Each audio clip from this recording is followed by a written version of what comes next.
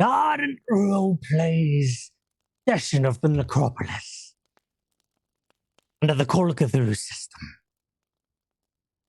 I am the keeper of stories and secrets, but tonight I'll be the keeper of arcane lore, running through the story with these wonderful players that I have accumulated through,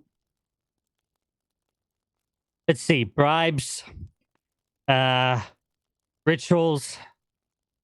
There was one sacrifice in there, that was interesting.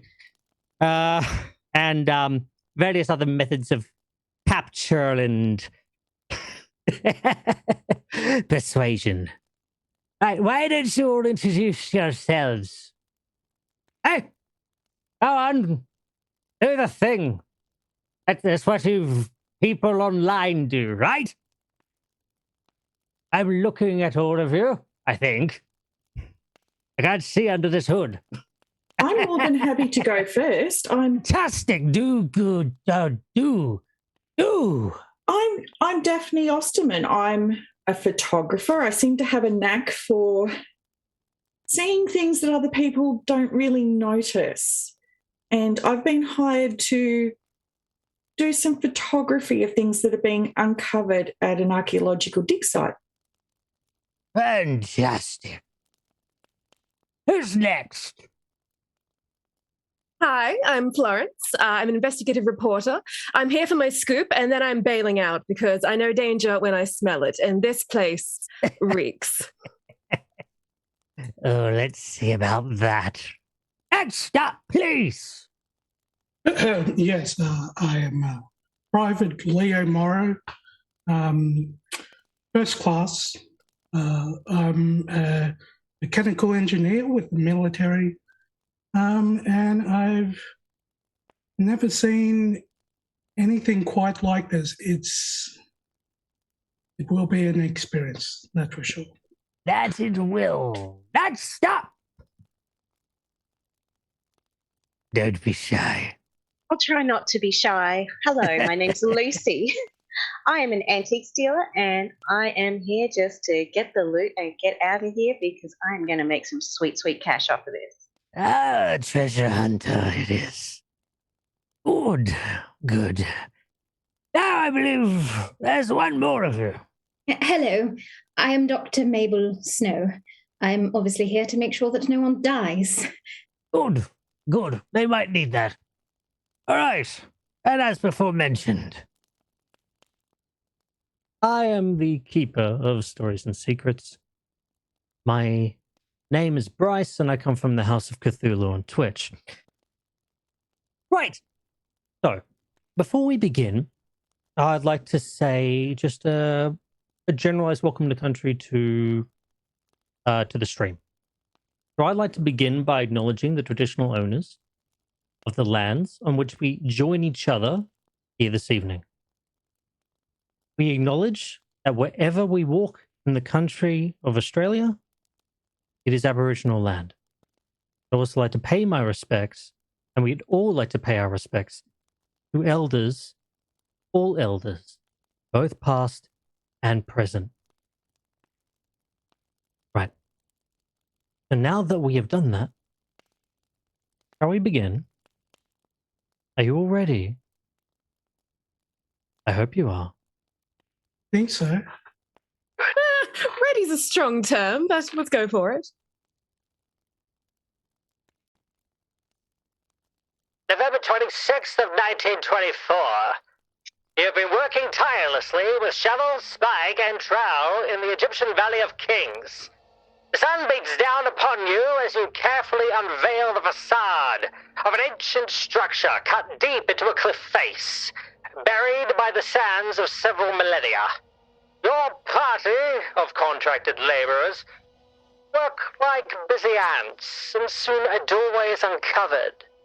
You stand proudly at the top of 13 steps that descend to an entryway covered by a large stone slab. What would you like to do in this time? Oh, well, I've got to get a photo of it before they open it. Just, this is a big moment in the dig. All right. I think Florence will be just taking notes on this whole very colorful language as she describes what's just happened in her notebook. Very nice, very nice. Private Leo, you notice your sergeant gives you a nod. As you nod back, you turn your eyes towards the 13 steps. 13, of course, being an unlucky number to most, but to you, not really fazed by it. You've seen worse.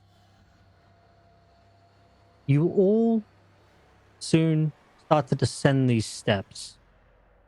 One by one by one. It is dark as you go closer to the entrance.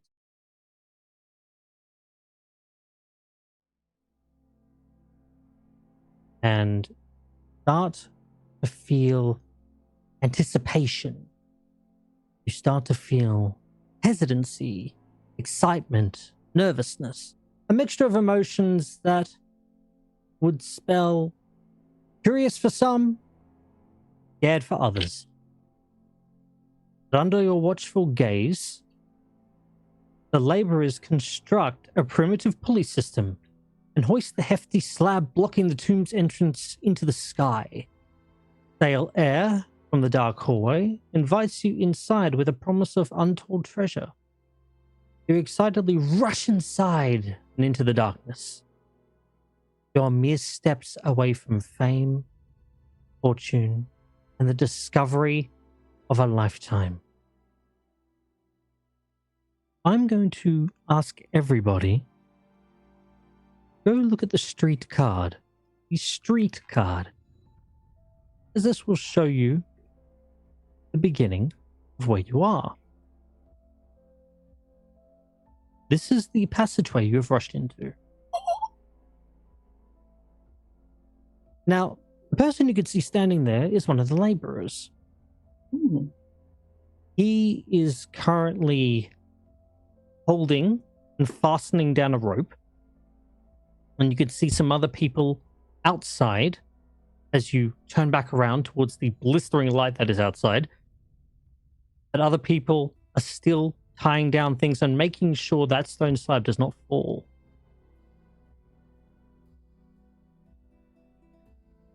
When all of a sudden you hear, "Across!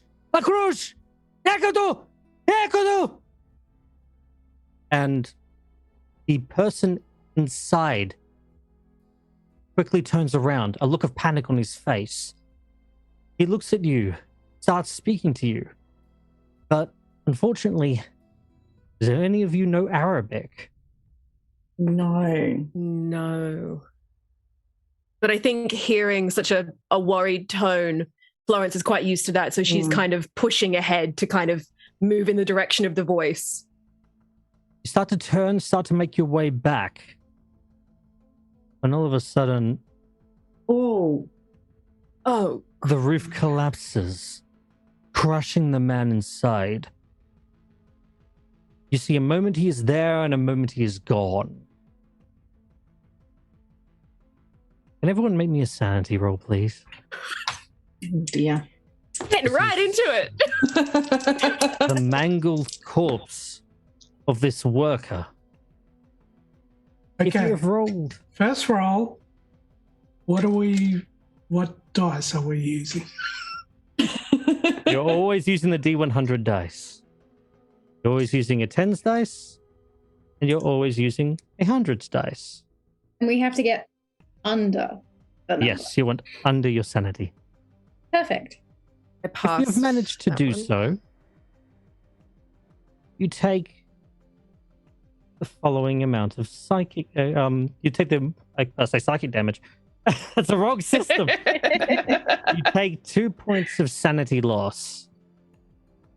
If you have failed and rollen three. over your Three. sanity,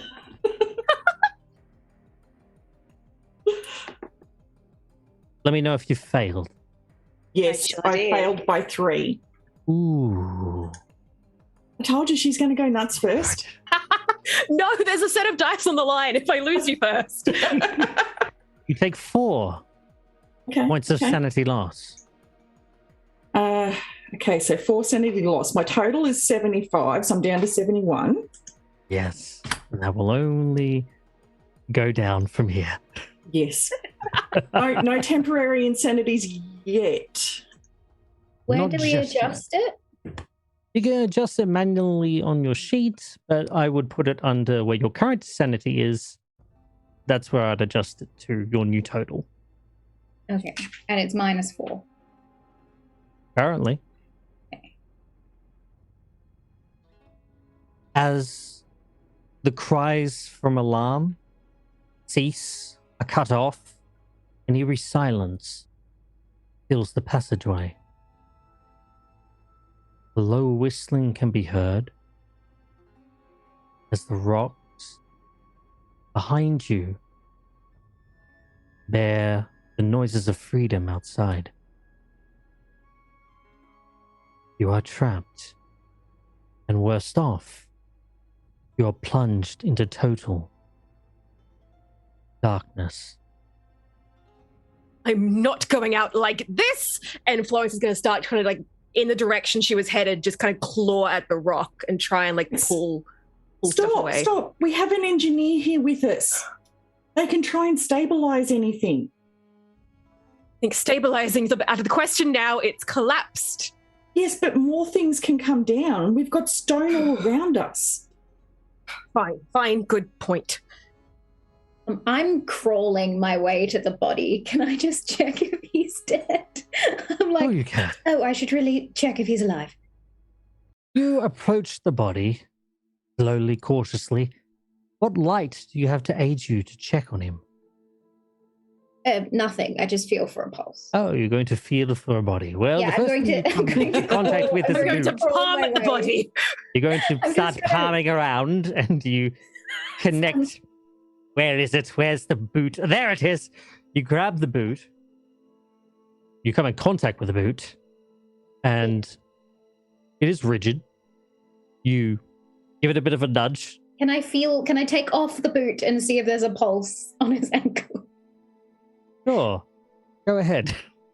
You start to unravel this poor worker's boot. You Yep. take it off, and you start to try and feel for a pulse anywhere. Can you roll me a medicine roll? Yes. Is there anywhere I've got matches? Is there anywhere I can You shine can a light? definitely strike a match and have it burn.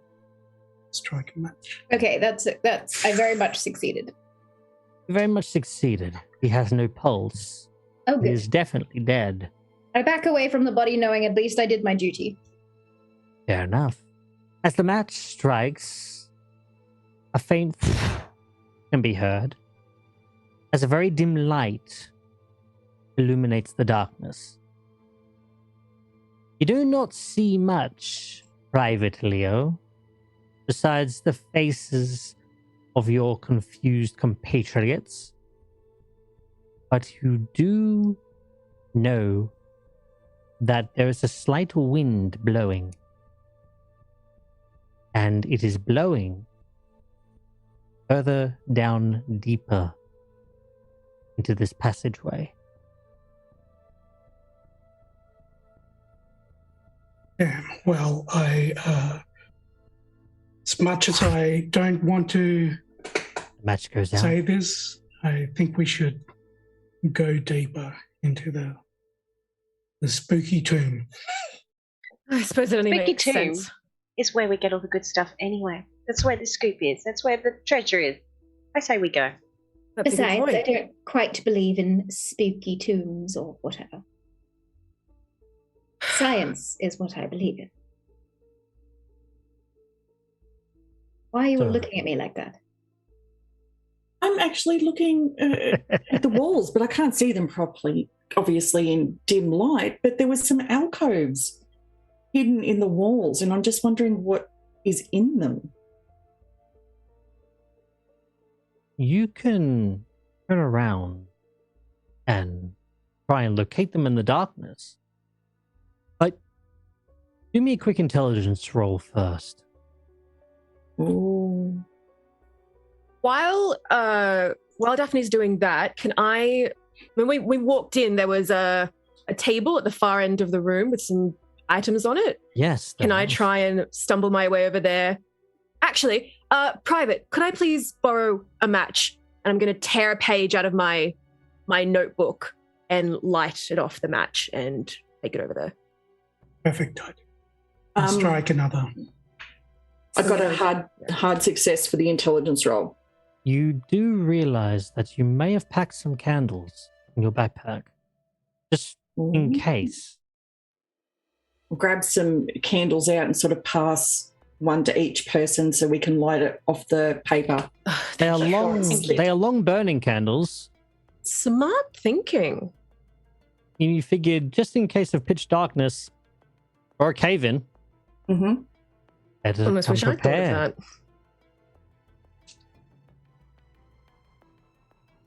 that. So Florence is going to stumble her way over with the bit of light she has and investigate that table that we saw when we came in. Okay. Also notice every time I refresh this, I get to see the dude dies over and over again. It's very morbid. A constant reminder. Yeah. We can't escape the horrors. That's what's going on in your head. Yeah, it's just a constant... As the trauma kicks in. Yeah, definitely. Okay. You go over to the table. I will join her at the table.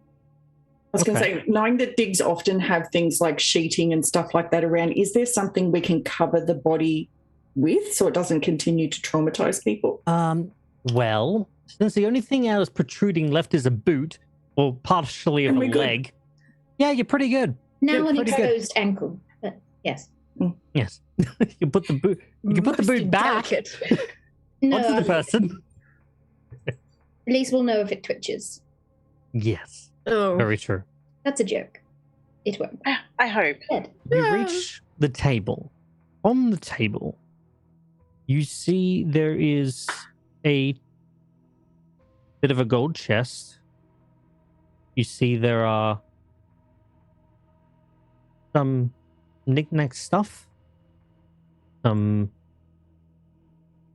Probably some prayer items and what look to be items that would be here upon the burial of someone rather important. Can I discern which person from these items? Go ahead and roll me history. History. Okay. Ooh, here we go. Oh, that is a massive fail. You've got no idea. Not a bloody clue. You look and go, I don't know. None of this makes sense. Can someone who knows more than me about this have a look at these? I can't make any. I have no idea. What are you trying to discern? Well, I'm hoping we can work out who's buried here, but I have no way of knowing. Oh, of course. Any ideas? I've abandoned the accent I was using. We're now using this one. May I roll a history? Of course you may.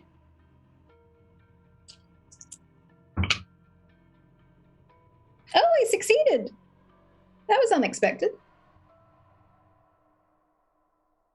You have a look, and taking upon one of the items from the table, you can see it's a plate. A plate bearing one particular figure, looks to be humanoid. It has the head of a dog. And your light bit of education into the goings on about mythology, you would think this would be Anubis. I believe this is Anubis, if I'm correct. Florence is jotting all of this down. Not exactly uncommon, since Anubis is the one is meant to be the one that weighs your heart and weighs your soul to gain passage into the afterlife. Not exactly uncommon. If nothing else, it'll make for an excellent story. Can I get everyone to make me a listen roll, please? Ooh. Don't betray me this time.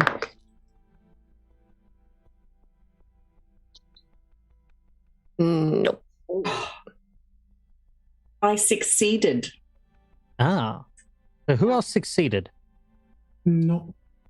Get rid of Okay. those dice. If I can learn how to read. You succeeded, which is good. You It's near the top of the third column. Oh, Oh yeah, 3 down. Yeah. no, I did not. did not, unfortunately. That is unfortunate. I'm busy looking at plates. And I'm busy listening about plates. Very good. If any of you would like to push this roll, you may, as you could push any roll besides combat rolls. Do be careful. There always Someone comes a else will consequence better. for failing twice. No, I'm No. okay. I'm being told no. Aggressively shaking heads at. No, I'm leaving that You as make is, your way. not tempting fate. You make your way very slowly. The other end of the passageway, where the passageway collapsed, and you can hear mumbling on the other side of the slab. You hear muffled voices. As you focus very intently upon those voices, you can hear some of the laborers laughing. Apparently, they seem quite pleased with what's just happened. Others do seem to be angry. It seems to be a chaotic and confusing situation out there. But You all right? definitely some were gleeful and some were really angry. There are some that are concerned or angry about what's happened, and there are Well, I'd hope others so. that are laughing at our predicament out there. Excuse me? Laughing. And I'm going to start checking the walls to see if I can find a door that's sort of built into the stonework or anything that we haven't potentially opened. Okay. Florence You- is... Oh, sorry. You go. Oh, that's okay. You check the right-hand wall and running your hand slowly across it. With the light that you've now got, you see that there are some oddly carved sigils here and there spaced along the wall. Can you make me an occult roll? Have a couple of points, not huge. No, definitively failed that one. Do any of you know much about symbols? There's symbols here and I don't understand them. I know a little bit. However, I am going to take a photo of the symbols because that's what I'm here for. Florence is going to come up behind Daphne and just kind of scroll down what she sees. No idea what it means, but just kind of scratch it out. Sure. 20 I had Take your no notes. idea. As you take your notes, you are more than happy to make an occult roll of your own. Yeah, you know, why not? Oh. Okay, so that... Where is it called? Oh, okay. That's a definite fail. Definitely. Not a bloody clue, but they're very pretty. Neither of you have any idea. They're like, ooh, this is fascinating. That's okay. We're running maybe out we of don't- air here. This is fascinating. Maybe we don't want to know what this says. I mean, I Oh my really god, I don't understand how people in hoods do this. It keeps on slipping. Like I told you, it's small little hood minions just below Yeah, camera just that keep pulling them adjust up, it with yeah. sticks. Oh, Bobby. All right. Like a Muppet. Yeah. Those who have archaeology and those who have spot hidden as ticked boxes, can you make me a roll? Can I still... In I've that got spot respective thing. hidden... Can I still do that? Even though I did an Yes. occult one before? Cool. Yes. Let's go. okay. Oh, that's good. That's a very good. That's a very good. That's a very good. Okay. You notice there are some limestone chips scattered across the floor, which don't seem to really quite belong. Oh. I'm going to pick them up and point this out to Lucy. Any ideas? Doesn't look like it's from here. I show her the limestone.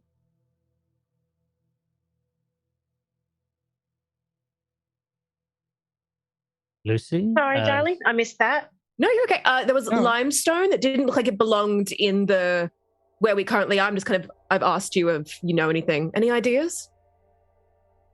I'm gonna take it from you and Yeah, have a bit of a...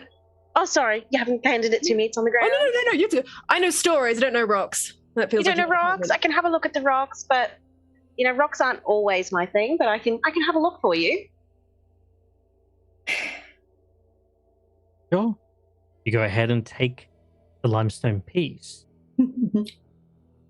As you inspect the limestone piece, you can roll me an archaeology roll. All right, I'll give it a go. Nothing's been working for me yet so far. Oh, I just passed. This is odd, since the limestone chip is definitely out of place here. It would indicate a prior excavation of the tomb that you seem to be in.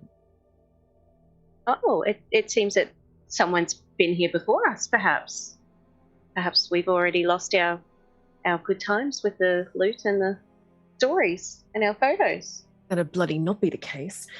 Florence is going to storm over to the rocks, enraged by the fact that she's stuck down here and people are laughing at her, and she's going to make a scene. Can I make a scene? What the hell game are you playing? What kind of joke? It's not funny. And I will tear you apart in this review. Now, how recently would this have been excavated, Lucy? Like, has this been potentially set up for this to happen to us? Oh, As you think and inspect the limestone piece, you know this isn't an excavation that has happened recently. This has happened a while ago. Definitely not recently. I don't think this has been set up for us at all. I think we're just victims of circumstance. Lawrence just kicks the rock. Oh. It hurts. Oh. I wouldn't recommend kicking any rocks. No. I know. I'm just anytime soon. Are they trailing somewhere? Gremlins, help me. One more time. Are they trailing deeper down, or They seem to be just in this passageway that you're in. You can see also that with the light, you kind of turn your eyes over to the other wall and see a series of recesses into the wall with things that are strange inside. It's strange. They look to be about 25 feet in length. And odd.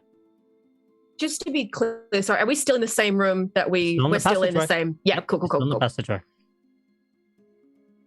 So they're in the walls. They're in the walls. Are they moving? Can we tell if they're moving? Or You peek your light in and no, they're not moving. But they are. There are things in there that are just tightly wrapped. You're not too sure. You'll have to pull them out. I'm Me. like, Definitely sure of what it is that is in this recess of this wall. Okay, so there's things in here which may or may not help us or may not give us an idea of what's going on. But also, if we pull these things out, there could be an exit at the other end of these recesses as well. That's better than what we're currently stuck with. I'm not very strong. Does someone want to help me pull some of this further forward so we can at least see what it is? yeah, absolutely. Okay.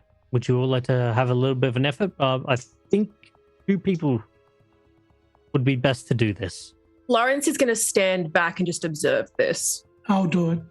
Okay. Leo, you've taken one section. Who's taking the other? Anyone Daphne- particular if want to take Daphne's the other? going to, I'll give a hand. Okay. We'll say for the purposes of this that Daphne, Lucy, and Leo, you all grab a certain section of whatever it is inside here. You feel it's stiff. It's very, very stiff. It's odd. It is definitely wrapped material that you're touching. And you're not too sure still what it is. Can each of you make a strength roll? And you're looking for a hard success. Oh, definitely not. What does that mean? On to Hard another set. success. The opposite of a being- hard success on that one. Oh, yeah. Oh, I got 14, right? You rolled a Yeah. 14. I got a 2. You got a 2. Yeah. Wow. Well then, that's an extreme success. Single-handedly has carved an escape for us. Extreme. I just You- turn around and be, yeah. You kind of find a good leverage position and you pull and lean back. And as you do, you see that a mummified dog is revealed.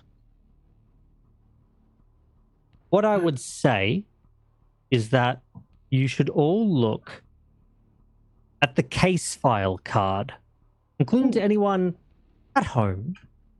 Also look at the case file card. This is what you originally saw. And this is what you've pulled out. Oh, what the? Ugh. So cool. Oh. This is a mummified dog. How is it 25? 25 feet into the passageway. Oh, I see what you mean. Yeah. Yeah. Is it wrapped in beading and like symbols of the religion? Yes, it is. Could you give me an archaeology or history roll? Of course. Ooh, that good.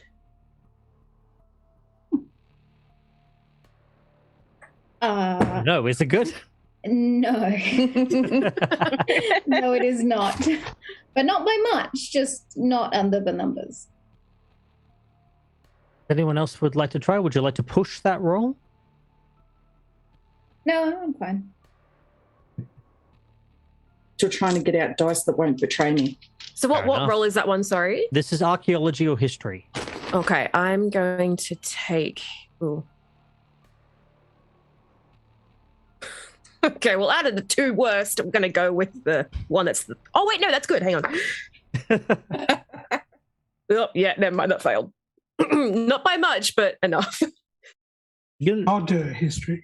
Sure, Let's of go. course. I guess I'd like to do a history. Florence is currently wondering Sure. how she managed to get hired despite apparently knowing nothing. You know some things, just not all things. Not the things that are Exactly. relative to this case. All right. So my history's a 30. I Yep. got a 30. Oh, that means you passed. Okay. So Pass. you reveal to yourself inside your own mind that, or you remember, I should say, that you remember that Egyptians often left animals as offerings in shrines dedicated to the gods. So there's a mummified dog here. So the connection between that and where you are, and the previous mentioning of Anubis, this is definitely a tomb dedicated to the death god. Guys, No, what? it's not good. This is an offering to the death god. Of course it is. Oh. Of course it is. It couldn't be the god of flowers or the god of rainbows. It has to be the god of death. Don't Oh, worry, fine. it's all mumbo jumbo. Just find a way to get us out of this tunnel. Florence is Can we writing see, this down. does the tunnel lead anywhere? The tunnel leads to another stone slab blocking the exit, or I would say blocking the pathway to go further into the tomb.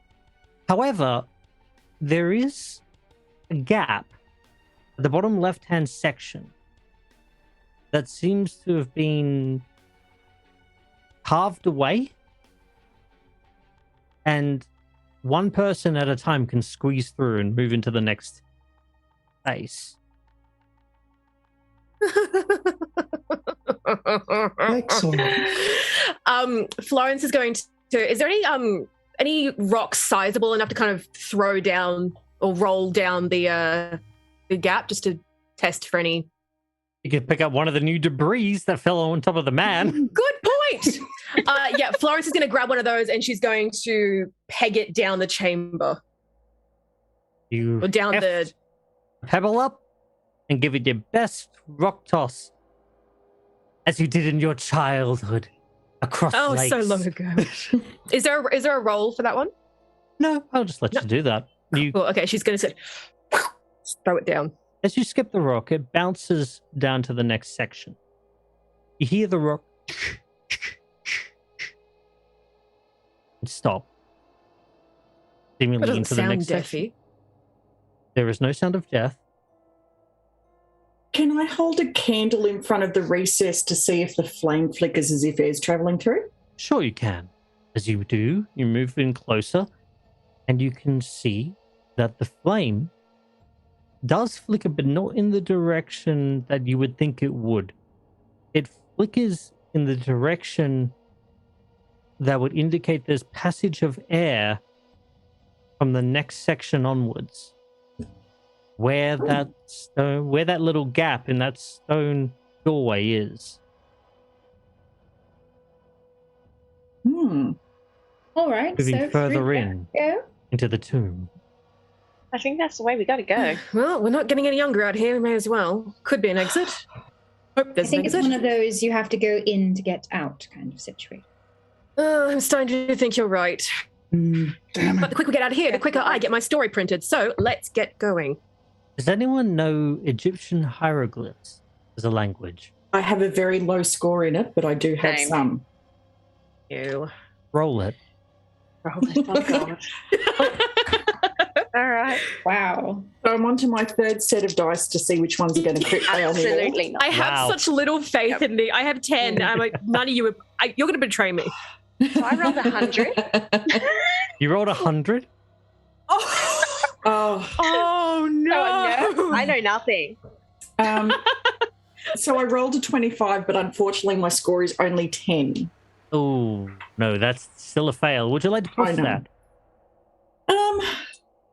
So what I'm going to do is because I can actually, I've got the capacity to draw and I've drawn some stuff, I'm actually going to get a book out of my backpack. I'm going to flick through to see things I've drawn and the notes I've done with it to try and put some context and see if any of the symbols actually come, like, double over. Okay. In doing so, then, you can push this roll, and I will give you an advantage dice. An advantage dice being that you roll the hundreds dice again and take the lower result. Lucy, you may also push this roll if you also have a similar method of deciphering these hieroglyphs. I think I'm just going to roll dice in the Ardent app from now on. No, I'm good. Fair enough. That's a failure then. Yes. Not a significant failure, but still did not get below 10. Okay. I'll tell you what happens to you in a second. Lucy, do you wish to proceed and roll again? No. Okay. You hold your book up to the wall and hold your candle very close to it as well. Oh, no. And you look, cipher, try and look, and you see a symbol that matches just as your hand lazily tips, Oh, no. and the light of the fire starts to set your book ablaze. I'm going to drop it into the sand and I'm going to start putting sand over it to put the fire out before I lose too much of the book. Okay.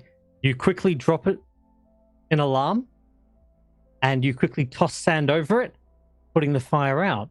But as you pick up the book again, you see that the fire has spread rather quickly, and these pages on these hieroglyphs are no longer readable. They are now lost to you. I'm Book sorry. salvageable. I can't make sense of of the symbols. I think it's just we're going to have to take our chances. You know what that's a sign of, Doctor? A curse. A curse. I do not believe in curses. Thank you. Before I put my camera away, because obviously I don't want to damage it, do people want me to set the bulb off so it flashes down there to try and see what can be? Because the light will travel further than the candles we've got. Absolutely. That's a good idea. Yeah, that's genius.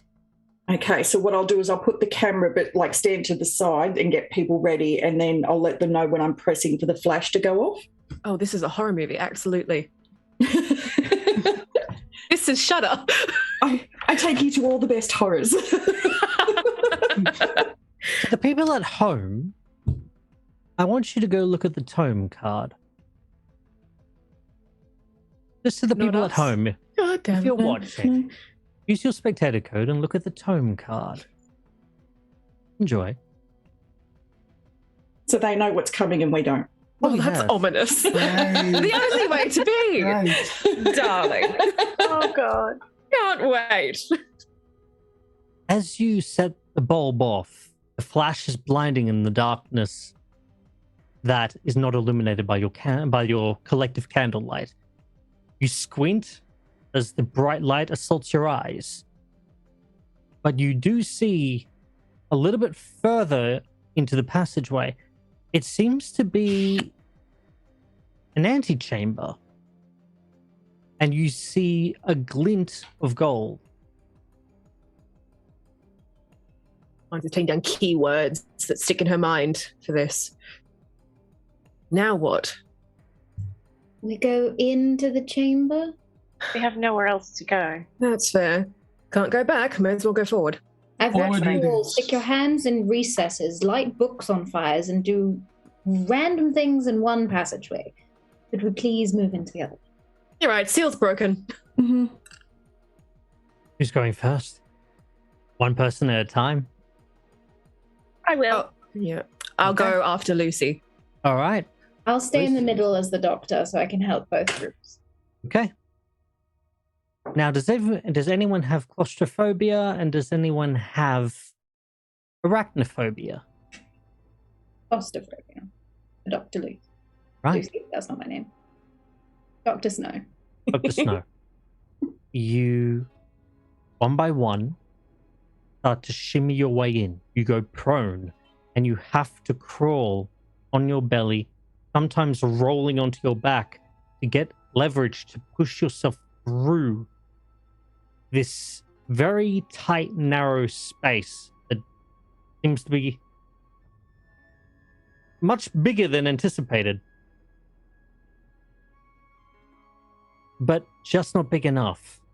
Everyone who walks through this, well, crawls through this, takes a single point of damage as you scrape yourself along the harsh, jagged rock.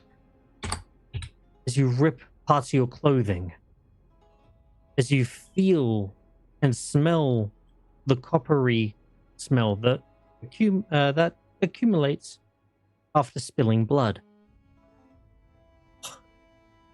You smell the blood in the air. You feel it on your clothes.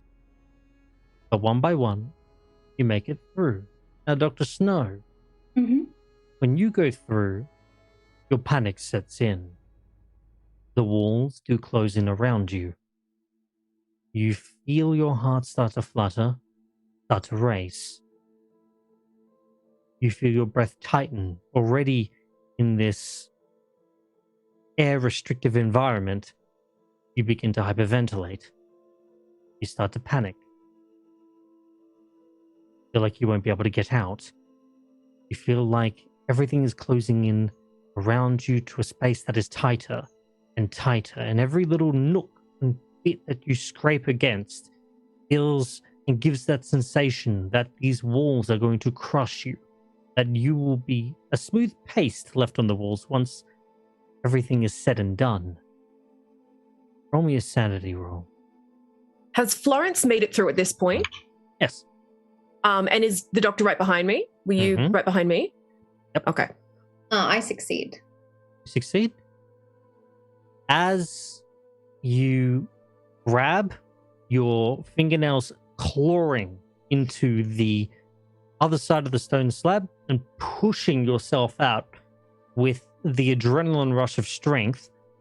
You see Florence on the other side looking down at your worried and concerned face. I'm going to extend my hand to her and help her up. Yeah, thank you.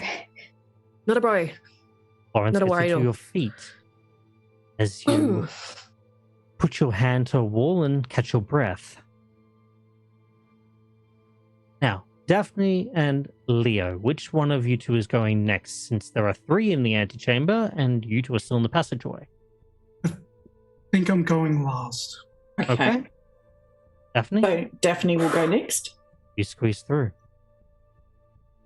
Not really any much trouble. You do take that point of damage as you cut and scrape yourself along the edge. And finally comes Leo. Private Leo, you move your way through. The cuts and abrasions are part of every kind of day of work. In any kind of situation for you, you don't really feel much. You still do take that point of damage. However, something shifts and you stop. A bit of the rock above you shifts, and you feel a bit of dust fall on top of your forehead as you're looking up directly at a section of spiked rock that just slips a tiny bit right between your eyes. You're looking at it and not moving, contemplating when any pressure on this rock, any pressure upon this sealed doorway will loosen that spike of sharpened rock and deliver it straight between your eyes.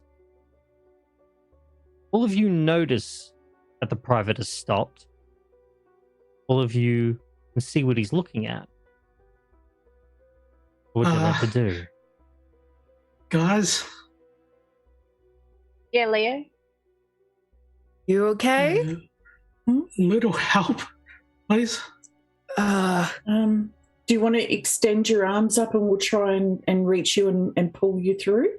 Any pressure I put on this rock will set that spike through my head.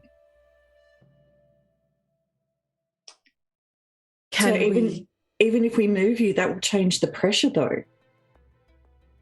Currently not. He's currently while wedged. The movement of the pressure, if you do it right, might be just okay enough to slide him through. But there's always a risk. Depends how fast you can move him out of there. How heavy does the spike look? Not very heavy.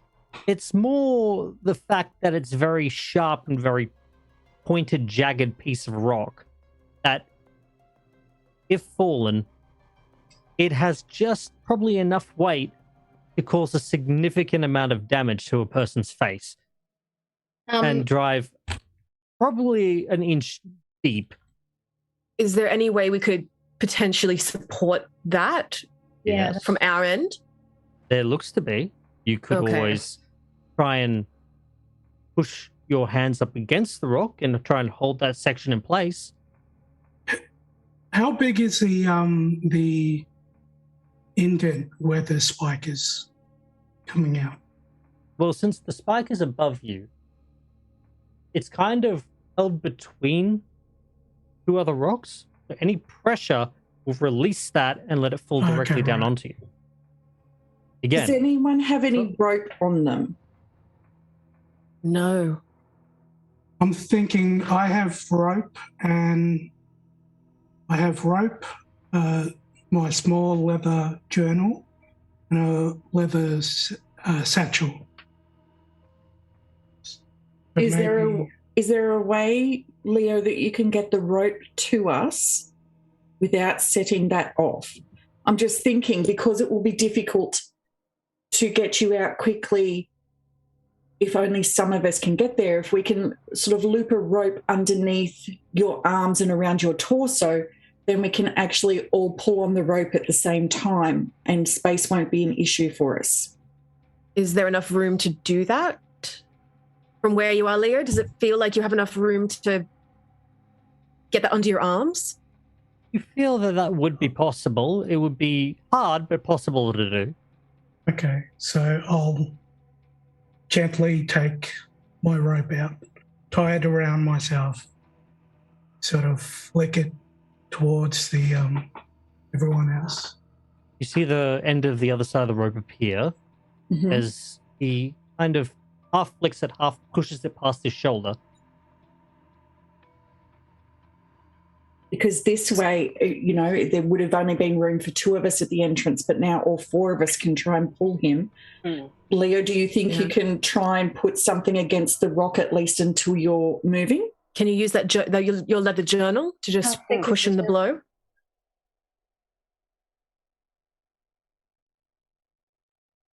Yeah, I'll take that out and sort of push it against the rocks. Okay, you take your journal out and position it with your arms just where the point of that spike is. Good. All of you grab the rope. And who has got the highest strength out of all of you? Definitely not me. I've got 50. I've got more than 50.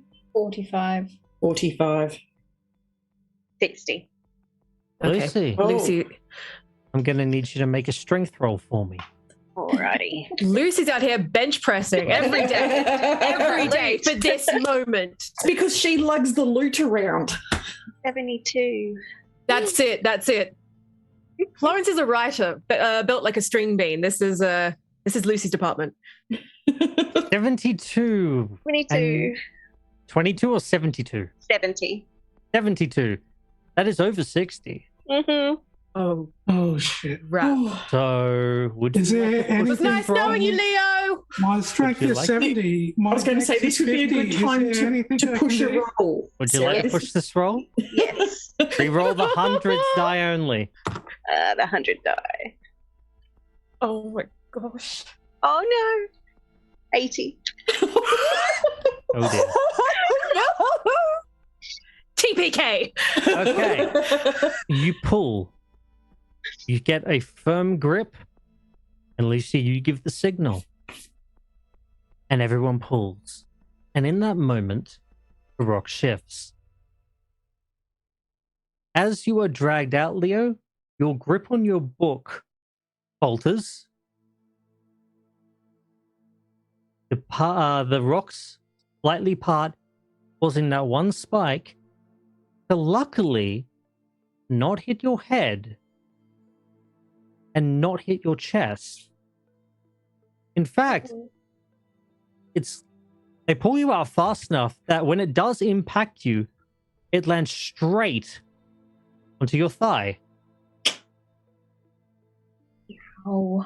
embedding Doctor, deep. you're in for some work today. You take I'll get out and I'll just like. You take 3 points of damage.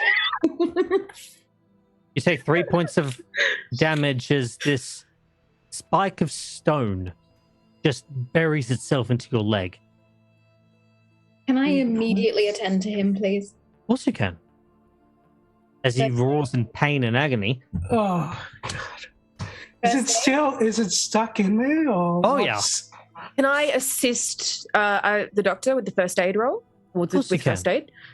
Okay. I will help. Dr. Snow, you'll get to roll with advantage. Oh, okay. So roll the hundreds die again and take the lower result. Oh. Just passed. Well, I rolled a 17, so I think Very good. I do all right. You know that you cannot take this out. If you take this out, it will rupture a very vital artery and he will bleed out. However, you can tend to it by bandaging around it Mm-hmm. and trying to keep the piece in there to not move as much as he puts weight and pressure on it, on his leg. It will do It will not cause him to bleed out, but it will be painful to walk. That's a prognosis, Doc. Give it to Well. me. You don't want to know? Or you do want to know? I do. All right. What Well, do we're we going to have do? to keep this stone in your leg, which might be incredibly uncomfortable. But I'm going to tend to the wound as best that I can so that you are able to walk and move for the rest of this journey until I can properly do surgery with you in a sanitary space. Good call, Doc. Thanks. Of course. All right. Bite down on this. She passes you a pen. Oh, I was going to do his leather-bound journal. Oh, his leather-bound journal? Fair enough. You grab his journal and shove it into his mouth. Just bite into this. No one can hear you scream. And then I don't know. We could definitely hear you scream. I as begin you tend, healing of the wound. as you tend to the wound, it is extremely painful. You bite down on your leather-bound journal as you feel the pain course through your leg, all the way down to your toes, and all the way up to your waist. Unicorns. Just You breathe, pull- Sergeant. Private, just breathe. You pull your mind back through the training that you've had and bring yourself to the place where you were taught to by the psychologist of the forces that you signed up with, telling you to push your mind to a place where everything is calm, everything is collective, there is no pain, there is nothing but peace and thoughts, and that is all. And Just, you start to let go of the pain until another wave comes through, but you push past it. You may regain 1 hit point, and only 1. Would you like me to sing for you while I attend to the wound? You seem to be panicking. That's fine, Doc. Just tell me when it's over. All right. You finish up within about 10 minutes. Mhm. And once it's done, you think you've done a pretty good job. An exceptional job. Everyone helps Private Leo to his feet. You wince in a bit of pain, but you wouldn't recommend to start doing a sprint with this in your leg. However, you can limp. You can walk. It's just incredibly painful. Yes, I think we're good. Your movement speed has now been reduced to half of what it used to be. Your movement rate would have been 8 and now it's 4.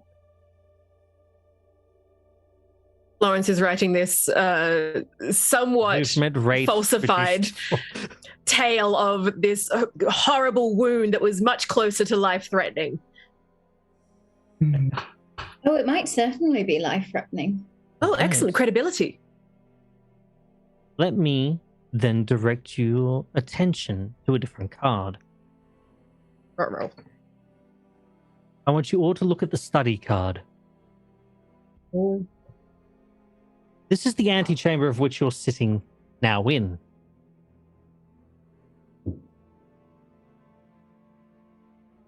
Inside, you can see that this room is filled to the brim with stacks of treasures that reach almost to the ceiling.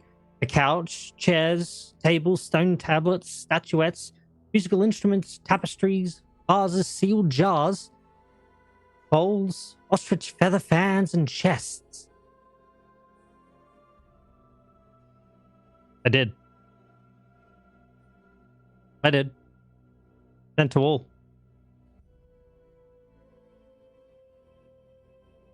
You can do it again if you like.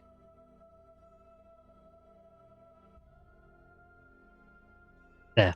Try that again. To the east, a huge stone slab blocks an archway to what is probably another chamber. On the other side of the slab, 2 large statues seem to stand guard. Now, across the room to the north, there is an archway that leads yet to another room. However, that is somewhat sealed off, but it looks like this rubble can be moved. Florence got a look at the that circular slab in the middle of the room. Looks like is it a map? Like a topographic? Sure. He's going to crouch down and kind of get an eyeful of this and try and work out if it's at all useful. Okay. Their current situation. You take a bit of a closer look, and you notice that this map of this place seems to be the town of which you've passed through to get to the dig site. It looks to be a map of the actual town. Huh. I'm going to some pieces recount that. are missing or have been changed to. As you recall through your mind of where you've passed through the last couple of days, some things are existent and some things aren't. So it's a partially correct map. Interesting. I'm going to tell that to the rest of the group and then kind of just sketch out a vague, kind of crudely drawn version of this in the notebook to take with her. Okay. So I'm not sure if this is relevant. I feel like things are missing, but this looks like a map of the city, albeit an incomplete one. Is that a chest or a form of receptacle that's That is the behind- chest. Can I actually, without trying to open it directly, actually have a look at it to see, check for traps? Roll me a spot hidden if you'd like. Amount of death in a room, please. Anyone is allowed to make an archaeology roll, an appraisal roll, or a spot hidden roll. You can choose. I'm going to do a spot hidden roll as I've kind of gotten up from looking at this map. Okay. An appraisal for me. An appraisal for you. I succeeded on spot hidden. Same. Yeah, same. Okay. Yep, only just though. So for those who succeeded on spot hidden, this is what you see. Some of the items have been broken, as if someone had moved through here quickly and with little regard to their surroundings. It seemed like someone has rushed through here in a great hurry. Those who have succeeded on the appraisal roll, did anyone succeed on that? Yep. You know that the gold items and stone tablets stored here would command a very high price in a private sale. I'm going to go and have a very much closer look at them. Of course. Did anyone roll archaeology? I take that as a no. Yeah. Nay. I can try. Okay. Ooh. You feel a little bit of air and hear a little bit of a whistling sound coming from just underneath the door where the two statues are standing on either side of. As you look, you see that it seems to be a statue with one head representing a crocodile and the other with that of a jackal. The jackal, you're reminded, is of Anubis. Mm. And the crocodile, that of another Egyptian god. I rolled under my archaeology. Oh, you got the archaeology. Good. Would I know what the other god is? You would know that this... Oh, man. Testing my knowledge.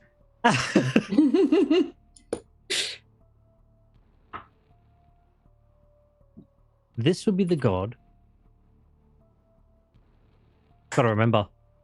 You get stacked. Sebek. Very close. Sebek. Crocodile god whose chief sanctuary in the Fayum province included a live sacred crocodile. So this is a god that is not nice. This is an evil god. Huh. The Wonderful. Egyptians. He is associated with the power of the pharaohs, utility, and military prowess. Sobek, however you'd like to pronounce that. Florence, for your story writing, Yeah. I relay everything I just heard. Oh, excellent. And terrifying. Bit of both. Good story. Okay, she's going to jot that down alongside the map plans. And then I suppose... Actually, could I do a quick spot hidden? Were there any spaces on that map that are missing pieces that need pieces? Or is it just like that's as it is? You don't need to make a spot hidden to do that. You examine and you see that the map doesn't need any pieces put into it. It is a full complete map. It's just that when you recall looking at this map and thinking as to all the places you've passed within the past couple of days, it's not the same. Yeah, okay. But like, this is a map made from a different time period. Right. I'm just, Florence is just going to recount that out to the group. She doesn't really know what it means, just potentially interesting knowledge. Quite There fascinating. is something odd that Dr. Snow notices. Oh? And you also, Lucy, notice this too. None of the items in this chamber bear any resemblance to a known period of Egyptian history. None of them. There's no telltale markings of which pharaoh. There's no telltale markings of which era. There's no resemblance to Not any even. period whatsoever. Unusual. It's very unusual. I'm going to keep flicking through what's in front of me so that I can see that they all match and become very, very confused. You grab piece after piece, and looking with your candlelight, you can't piece together anything. This doesn't make any sense. Would the map give a time period? You look down at the map. Make me a history check.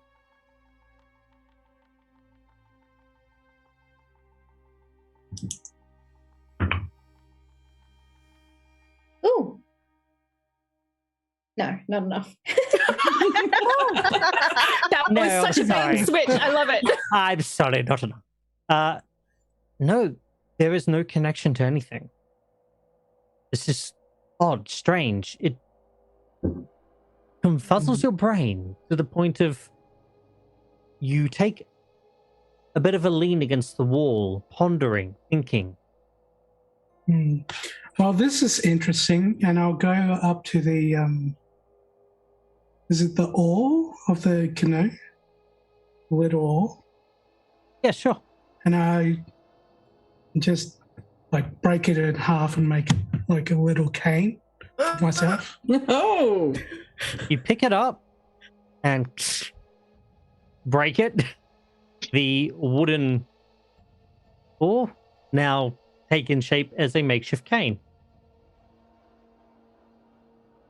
As you steadily place the cane and lever it with your weight, yeah, I think it'll work.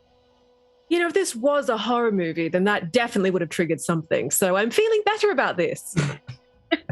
What is a Who horror? said it did? Who says it doesn't? Amelia,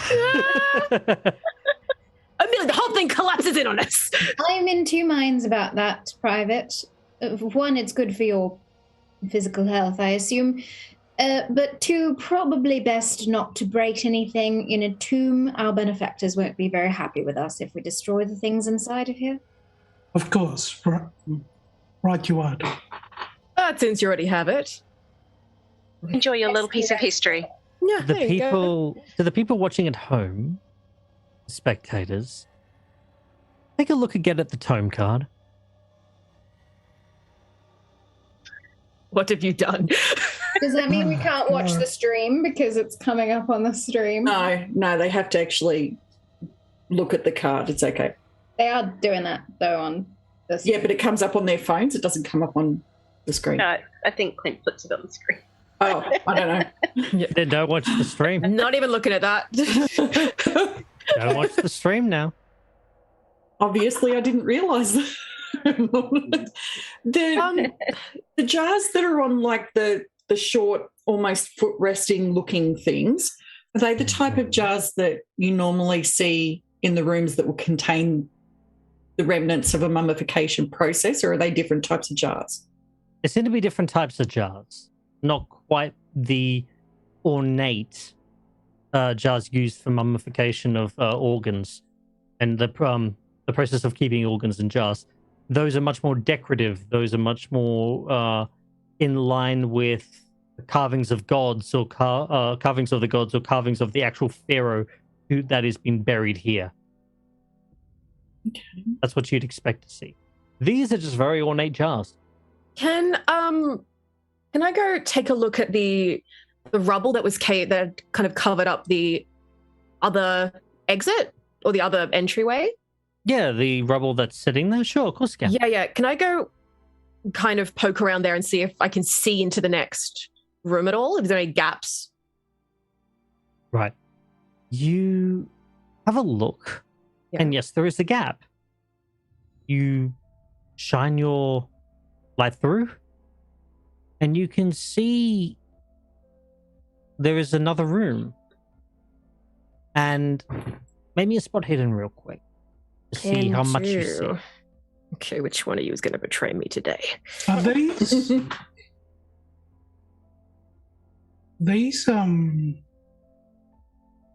Okay, no problem. is everything pretty dusty? Hang on. Now it should be sent. That work? That would be 100. Oh. I actively go blind looking at this, apparently. 100. Okay. 100. You found Tammie's taking photos of the room and accidentally gets you blinded by the light. The rock collapses on my head. Would you like to push the roll? Well, look, anything's better than this, so okay. I will push this. That's just the... Hidden. Yeah. No, roll the whole thing again. Roll the whole thing? Okay. Yep. Just passed. Just by 1. Good. Oh, thank God. Wouldn't have been good for you. You Insta-kill. No. Yeah. Lean in, stick your hand through with the light, have a look. And you feel with a bit of the wax from your candle, the candle slip. And you almost lose it, but you grab it before it goes out in the sand. Shit. You slowly pull it back, slowly get a better grip on it. Close. Can I see anything standing out to me? This room seems to be somewhat filled with religious artifacts. Okay. You see that the wall that you can see seems to be lined with 3-inch high funerary cones made from clay.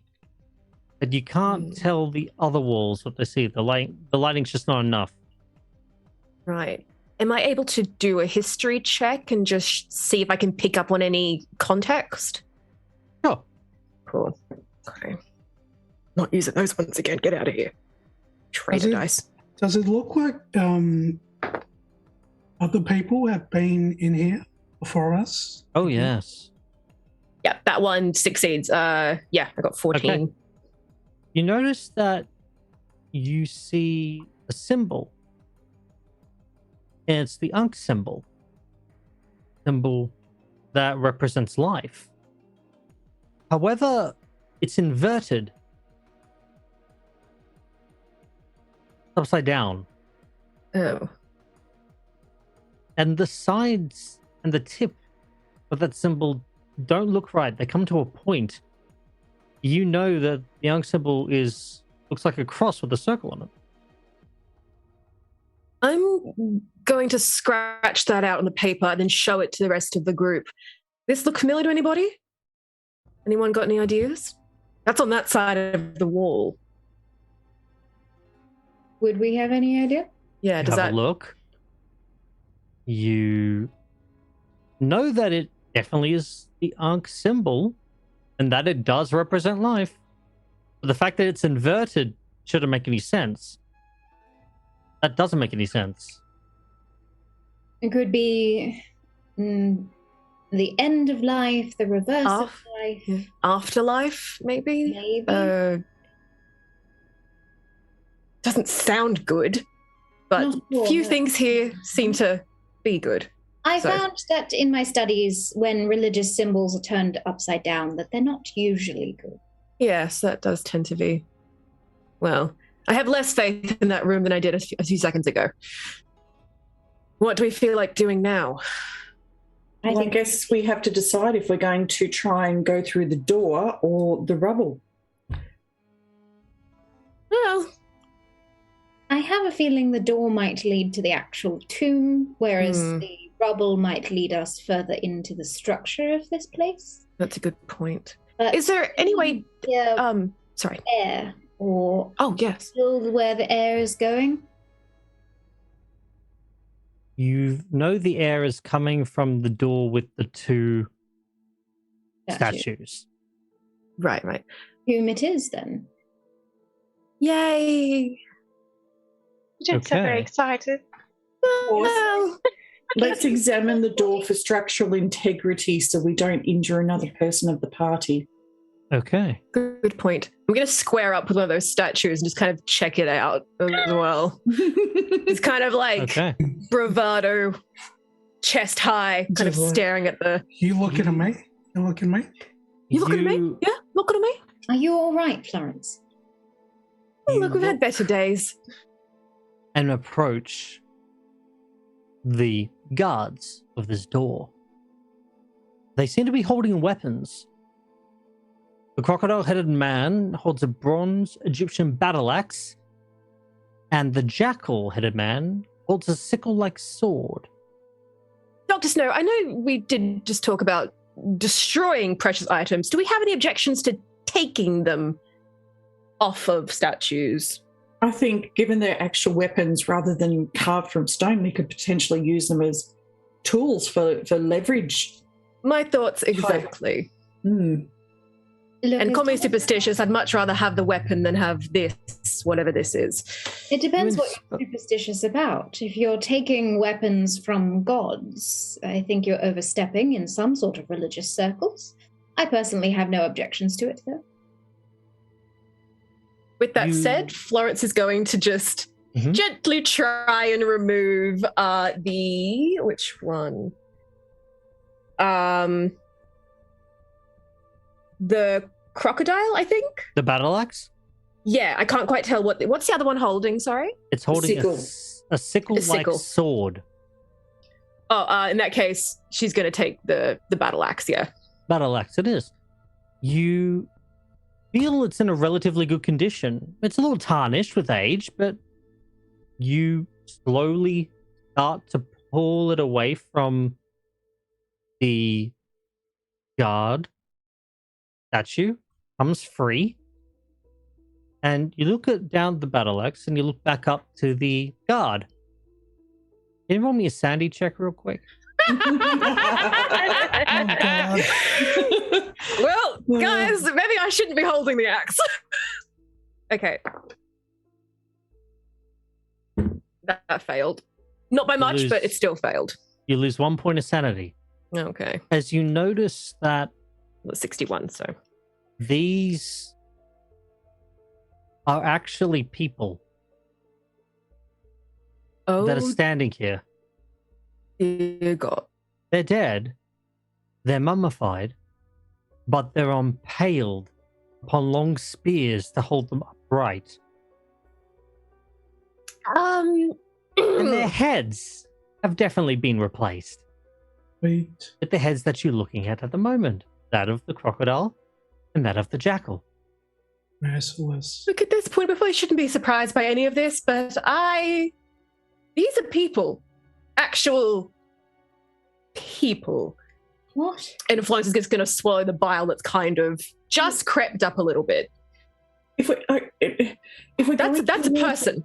If we're going towards a tomb, we're bound to find other bodies. Yes, but doesn't this feel a bit more malicious?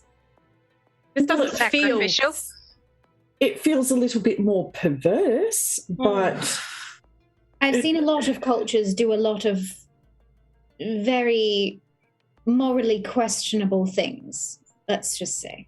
Well, as long as it stays dead, that's all I care about. In my And experience, she's just the gonna... dead body usually stays dead, my dear. I'm taking the word of the doctor on this one, and just going to hold that spear a little closer to my chest. Okay, Battle axe, yep. Yeah, battle axe. Sorry, battle axe. I will go and attempt to remove the sickle or the kopech. Yep. You take the kopech, lift it out, and you notice the exact same thing. Go ahead and roll me a sanity check. Damn it. I thought being rationalizing One person having a look. One person gets to have... Each person gets to partake in the fun of losing their sanity. So I think Share it I should use the dice in the Ardent app more often because I'm passing when I roll those. Well, if you pass, you don't lose any sanity at all. That's it. Get rid You don't lose any at all.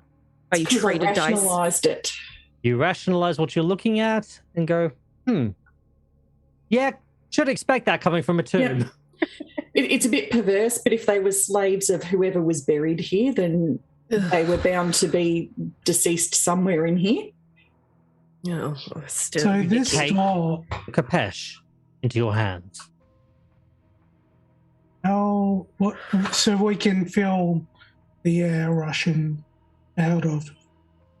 Around the bottom or so, you feel a little bit of air hitting your ankle. Do you think it lifts up or to the side? Good question. Can I see any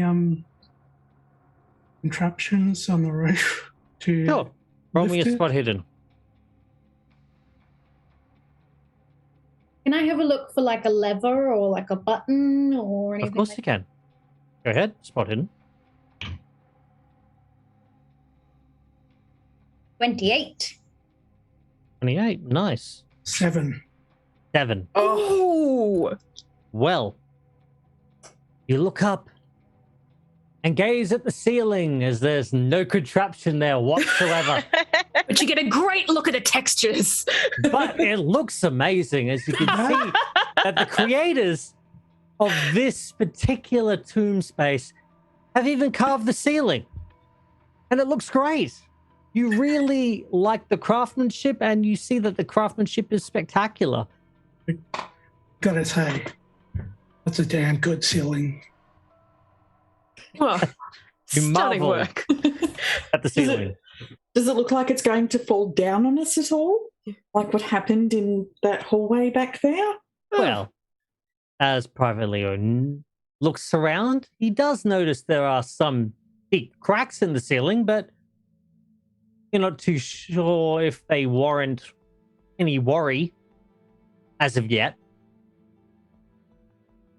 Did I find any button or contraption that opens the door? Unfortunately not. I knock on it. You knock on the door. Yep. Okay. You know that as you feel it and knock on it, it's heavy. It is beyond heavy. You could, all of you, even with leverage, could try and lift this thing, and you ain't gonna lift it. Oh. Is there Worth a shot. Why so does it there's door? hieroglyphs or something on the? On the door. There were some scrolls in the room, and Is it one of those speak, friend, and enter sort of situations? You're not sure. That Could would be a be. good It couldn't story. be. Up I'll to you. have a look at. If you'd like to try. Privately, I'll have if a you look. go and pick up some of the scrolls and open them up. Can you read Egyptian hieroglyphics? Can I try to read? You can Can I roll certainly for try. Egyptian? What would I need to roll for that? You need to roll language, Egyptian hieroglyphics. Cool. So, like, I have to get 1%. Yes.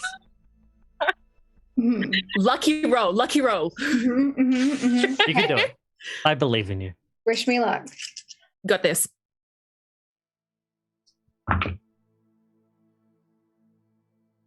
46. Oh, Just off. So close. Just off. Very, very, very close. Leo, do you have another language that is Egyptian hieroglyphics? I do not. Then you Wow. also have a 1% chance to try and read this thing. If you really wish to try.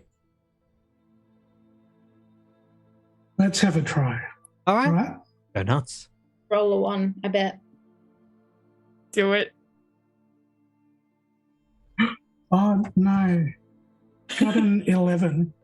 Oh, that is such a slap in the face. Very close, but no. A cigar. Oh. I mean, you could push it. You could push it. Yeah, you could. Now it's a 10% chance? No. No, There's still a 1%. No, as in like, because he's only got to re-roll the Oh, One dice. 1 dice and he's only got 1. technically, yes. It's a 10% chance that he could actually roll 2 zeros on the 100s die and this will get a 1. You wish to push the roll Yeah. Think about your leg there. on something that is a 1% chance? Yeah. Actually, no. 10% chance. That's Go like, ahead, sure. Happy to tell you what happens. You've already got a rock in your leg. Yeah. What's the worst that could happen, right? Touch wood, touch wood, touch wood. Oh, shit. I shouldn't have said that. Well, it was lovely knowing you privately, Leo. Oh, no. Got an 8. An 8. I'm an 8. how did you get an 8 on the... How'd you get an 8? Wait, that means he Oh, got a that's- 10. So he's got 81. Oh, he God. got 8. He got an 8 on the Oh, 100 to make it Yeah. 80. 81. Oh. Right. Or did you re-roll Oh, both dice? no. So I'm rolling on the Beyond app, and Yes. I rolled a D100, Yes. and I got an 8. Which means he re-rolled the Well, he 100. re-rolled both. He got 1. Technically, Technically, he got 1. technically, he got a 1. It's I a lucky think. rock in your leg. Come on, that would have never happened. Come on, give us this. All right. All right. I'll give you this one. Yeah. Leo, I want to mention something very clear, though. That if I ask you to do a re-roll the 100s die only if you can.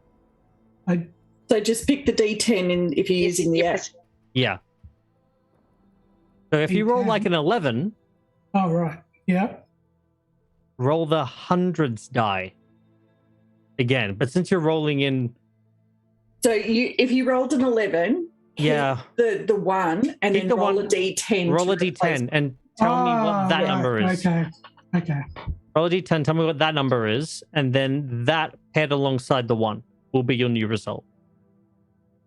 Okay? One on the left versus one on the right. Yes. Just for my own knowledge as well. Okay, for the sake of it, since you did roll an 8, technically you would have re-rolled the D100 and gone 0-0, which would have been 0-0-1. Yes. Okay. You I look. don't know what I'm doing. He You look at sees this the scroll. universe. You've just read the Necronomicon. Please roll sanity. You look. This is what you see. Picture of person with scepter in hand, walking towards picture of another person with head of jackal. The next section down is jackal extending hand and Pharaoh holding his hand up just to say no.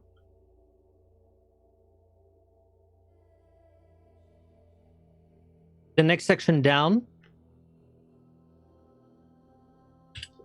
you see Pharaoh holding up scepter. And you see people bowing before said Pharaoh. Next line down, you see what would clearly be a pharaoh now. Seems to be blessing or like offering some kind of praise to some. And on the other side, you see there are other creatures that look like they've been deformed. They look like they've been kind of ripped apart and put back together again. That's what you read. Whatever you can glance from that is what you understand as you read that. So the I pharaoh. portray all of that back to the group. So the pharaoh tried to. He said no to the death god.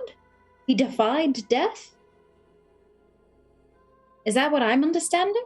Is that the flipped, relating to our flipped life symbol in the next room? Okay, as Leo explained it to you, this is what you kind of piece together. Okay. You think that the pharaoh rejected the concept of the afterlife, claiming it held nothing compared to the sights and visions that they could unveil in the waking world. The followers would then behold the truth, while those unworthy would rest with their old gods in an early grave.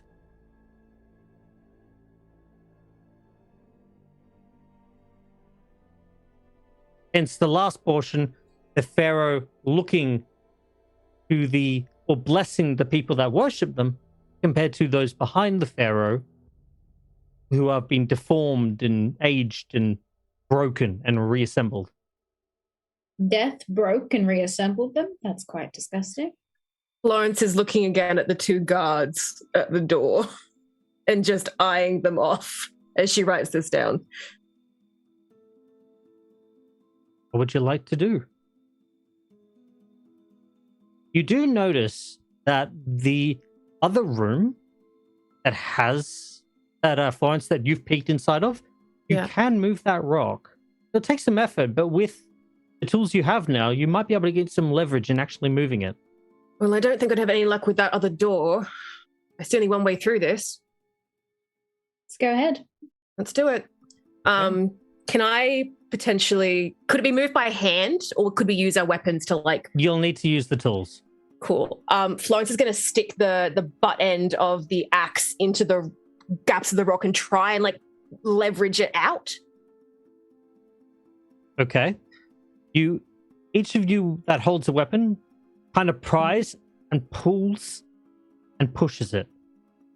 Now, let me turn your attention back to the correct card, which should be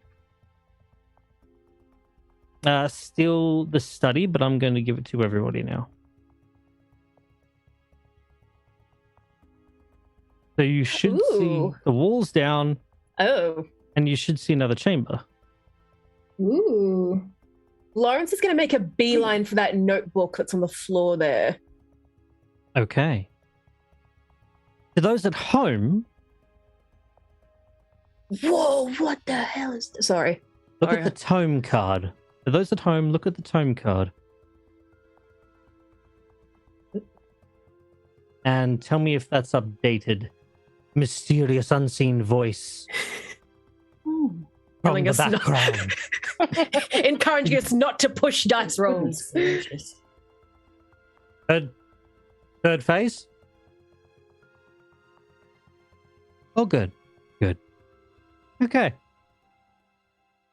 So, you want to look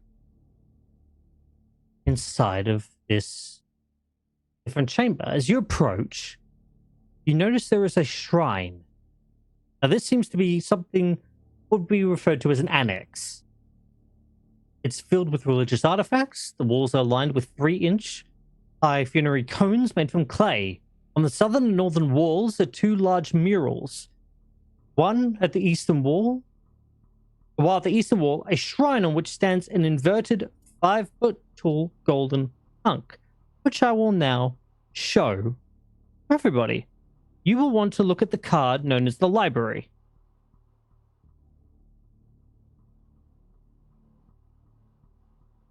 Ooh. Whoa. Ooh. Tentacly. Yes. Hundreds of golden tendrils reach out from the symbol.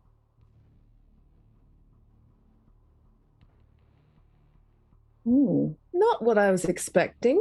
So is that made of, like, carved from, what was it made of?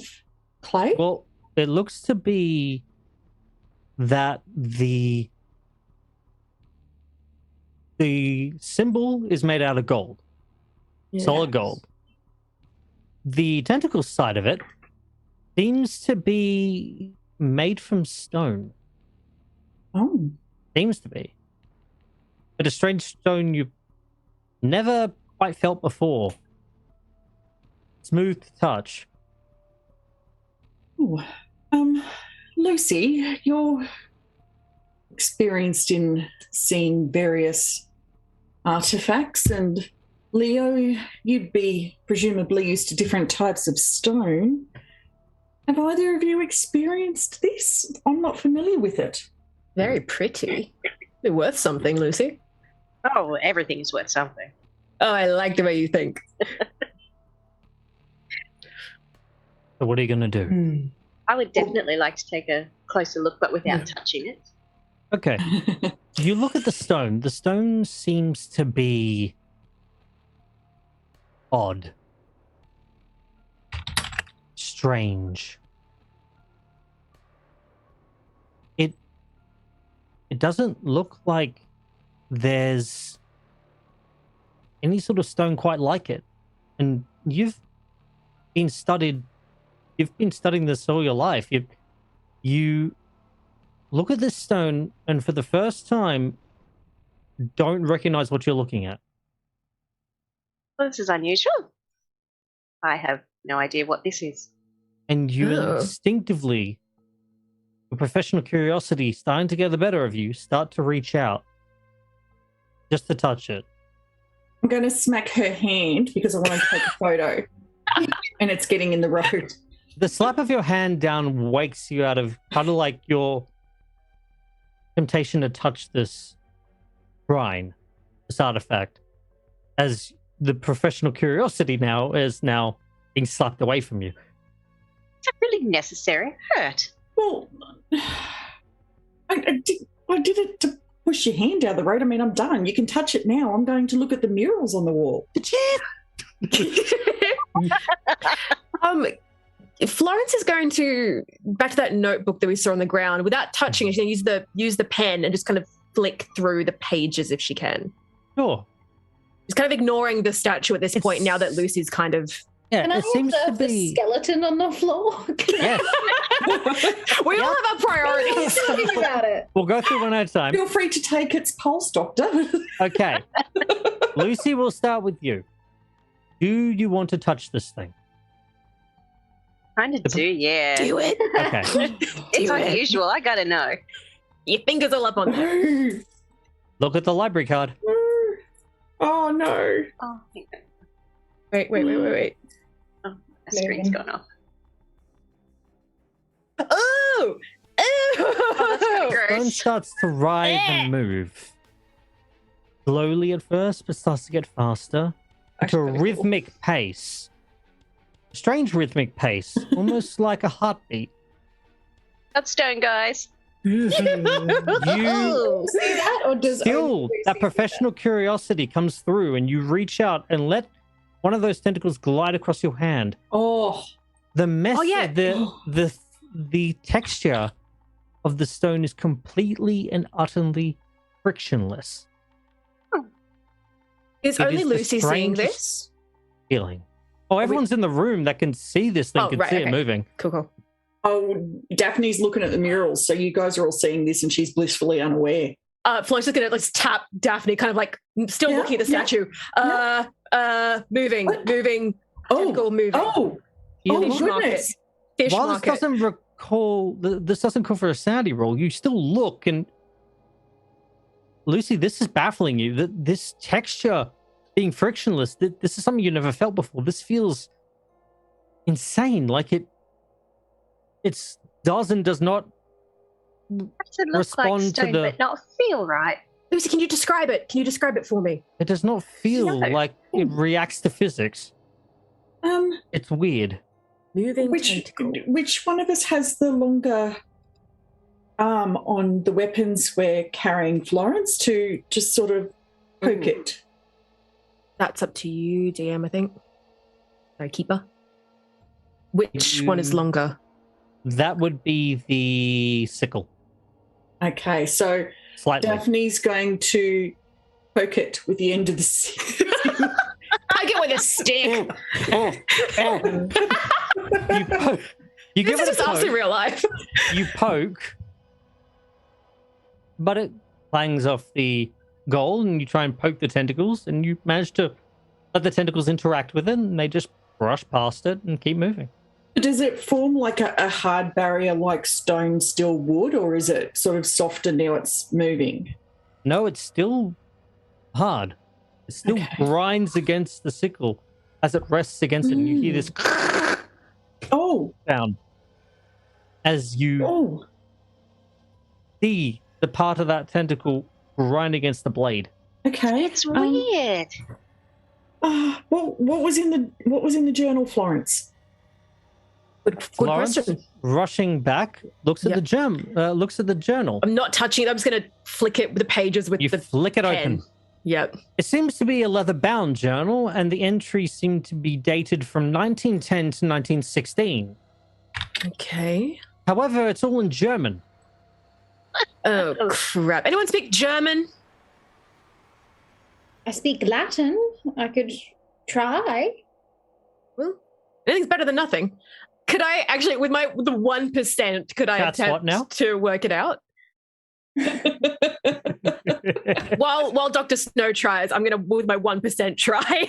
You can certainly try, but it's in German. Do I suddenly understand German? Absolutely bloody not. If anything, I've taken away knowledge that I may have had. No, that's a fail. Oh dear. Oh dear. Latin is, one of the origins of most languages, so Mhm. I might be able to. And certainly give it a good old try. Anything's better than nothing. Oh, anything is better than nothing. So, Just don't roll 100. okay. Just don't screw it up. Oh, okay. So I rolled 11, so I can read Latin. Oh yeah, you can read Latin. Do I discern any words that would be similar? Okay, let's have a look. You wander through it, Mm-hmm. and you see drawings that have been drawn in it. You see drawings similar to that Florence has drawn down or made notes of, or the mummified dog.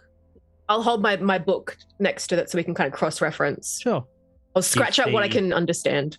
The golden chariot. You see the statues. And you kind of flick through, and the last 4 entries are kind of the most important ones. They seem to be scribbled a little bit more hastily. That's interesting. The handwriting seems rushed. Yes, does. It explains why it was so run through the corridors as if someone was rushing through them and not quite paying attention to anything inside. Which I guess leads me to ask, is this the author? Pointing at the skeleton. Not too sure. I would assume so, yes. Yes. But Well, you it would think ended well that might for be them. the case. Can I get to my question before of how did the body die? Yes. Sure. Yeah. You can perform a first aid or medicine, whichever you like. Righty. is higher, or did I make them equal? No?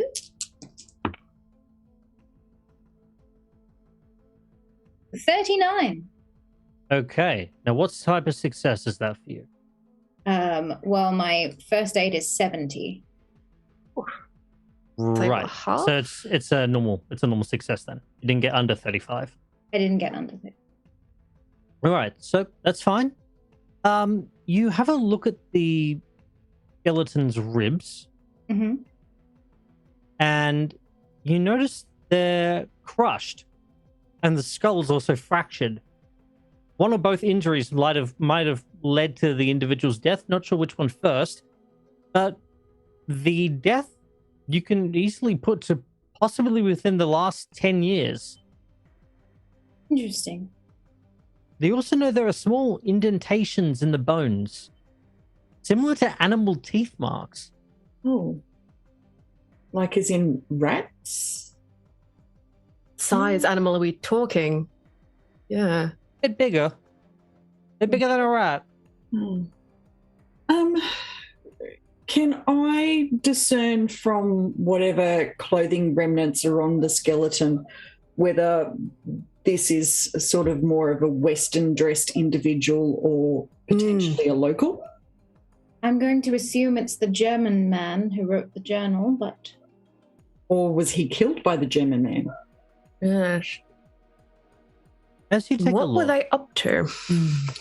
as you take a look, you can see a small sack next to the body is filled with gold and bronze jewelry. Anyone who has appraisal can try and appraise that. No. Feeling I'm probably the only one who does. I was going to say, go for Yeah, I think it, so. Lucy. Lucy, this is your jam. Oh, damn straight it is. I rolled 11. No, Oh! this bag, this small sack, you could easily live off the contents of this sack for the remainder of your life. And probably the next generation after that. Huh. But you also notice a satchel. And inside you rummage around. And Leo, as you're sitting there alongside the rest, you notice that as you take out a trowel, a half-filled flask with fetid water, a German passport, a stick of dynamite, and another leather-bound journal, which seems to be, as you open, the pages will and just crumble. And you're like, oh, bugger. I bag's not carrying the dynamite, given it's probably unstable with how long It's a it's been down single here. stick of dynamite, just one. Can I open the We could use the passport dynamite and see? That is true. Open the passport, and you could see it's such a Kana, born August 2nd, 1880. The place of residence is Berlin. You also see a little symbol down the very bottom of the passport. You have to squint to see it in the candlelight, but you do see it. And it reads the letters OTES.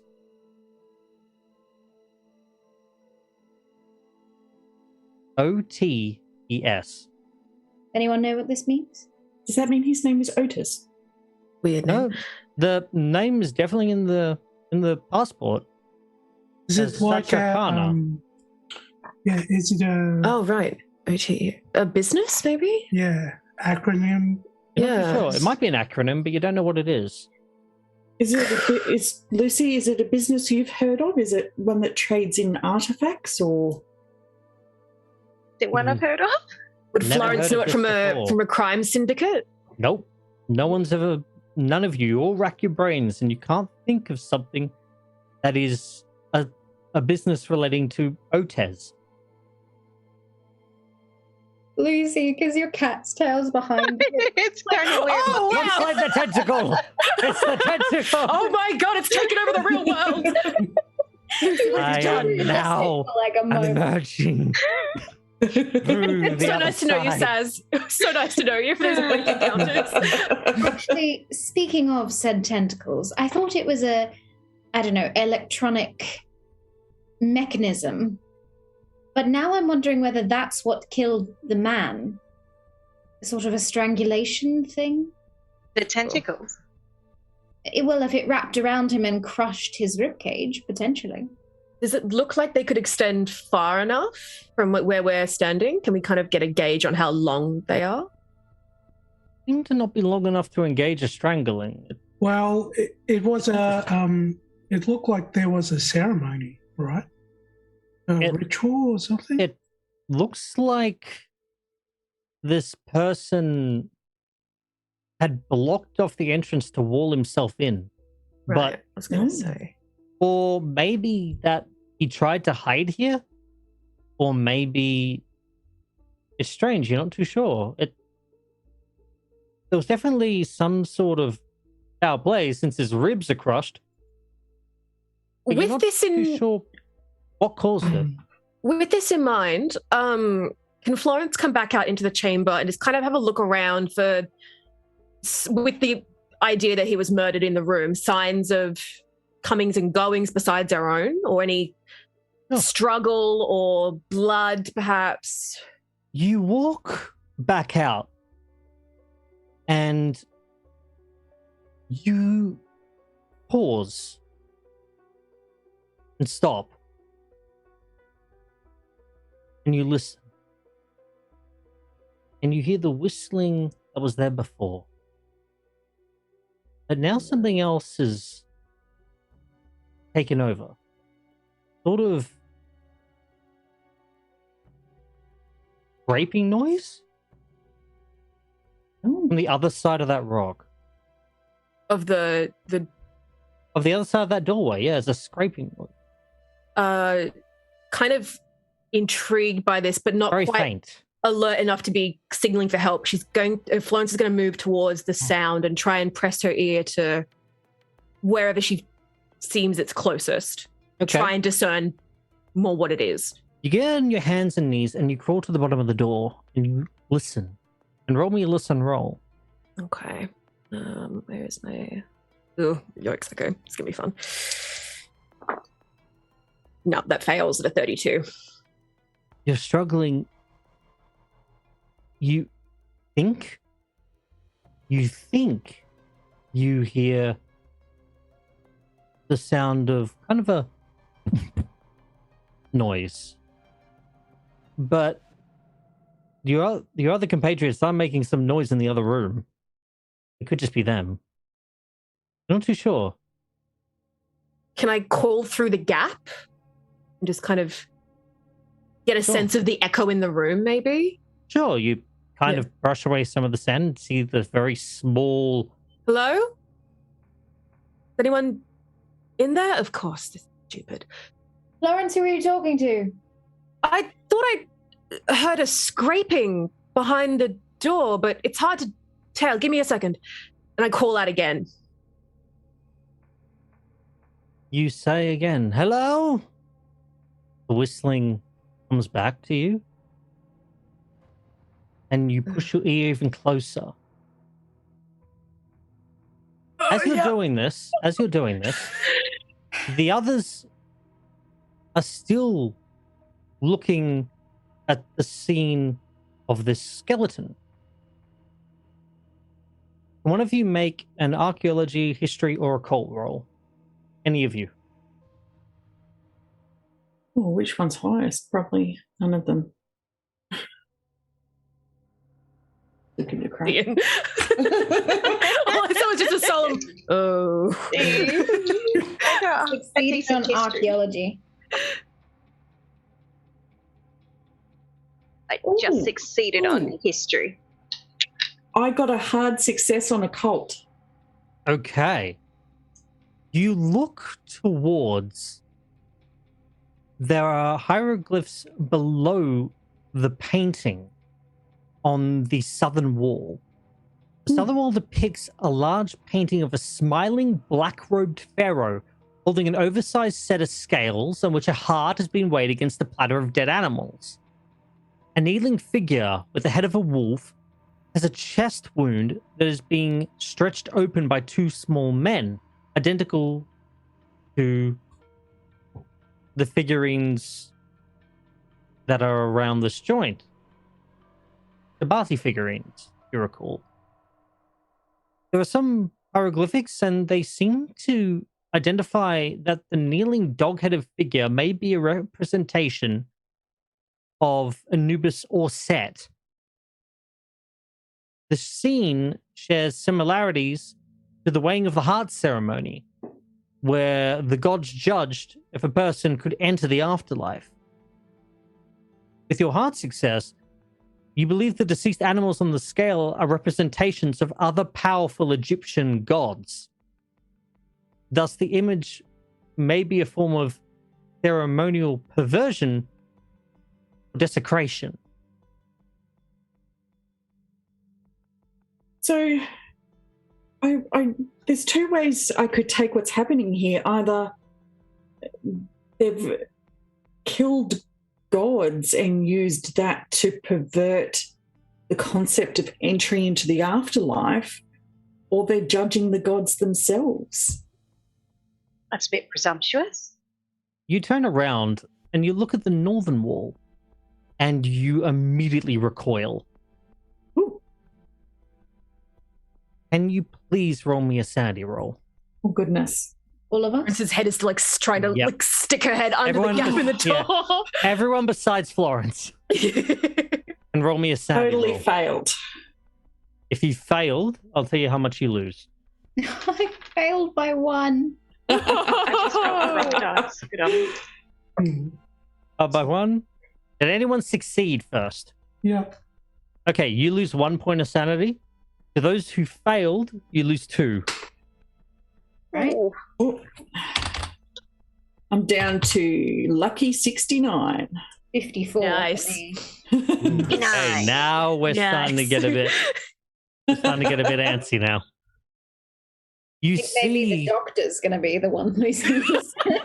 Oh, great! The one with medical know-how. on the northern wall depicts a sickening scene of an Egyptian city being attacked by an army of horrific beings.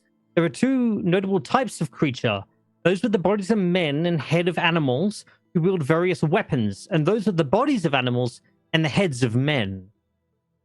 Black tendrils burst from the ground and sky, tearing the city and occupants apart. Some of the creatures seem to be eating the corpses that have been laid upon tables, while others frolic in the chaos. A pharaoh, robed entirely in black, depicted with an imposingly dark face, and seated atop a pyramid-like throne borne by the hybrid monsters, is being carried through the horrific scene. Oh, And as you look at that, Florence, you feel the stone shift Oh, Whoa, no. whoa, hello. as it starts to rise.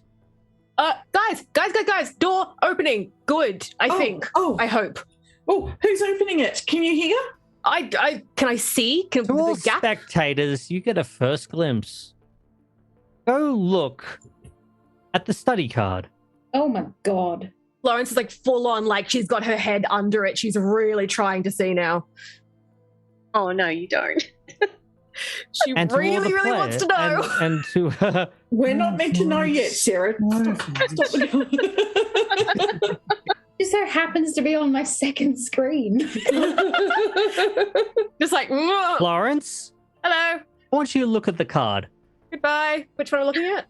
You're looking at the study card. Oh crap! Hang on. I'll try to contain my joy at what I can only imagine is an angel of mercy. Oh, totally. It's a strapping lad here to help us to safety. The He study doesn't card, you have- said? Study. Hang on, gotta. Where is it? I can't see it. Sorry, hang on. My app is freaking out. You're okay. Oh, my camera's freaking out. Thank you.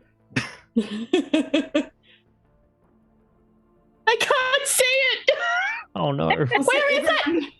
Everyone can see it but you. Oh no! Classic Florence. My glasses! I can't find my glasses! Oh, jinkies! Let's put on Florence's dropped her glasses because I can't see what this thing is. I'm so sorry. Can you roll me a sanity roll? Let's just start with that. Bro. Raggy. Okay, let's have a look. Okay, 61. Give me this. Come on, give me this.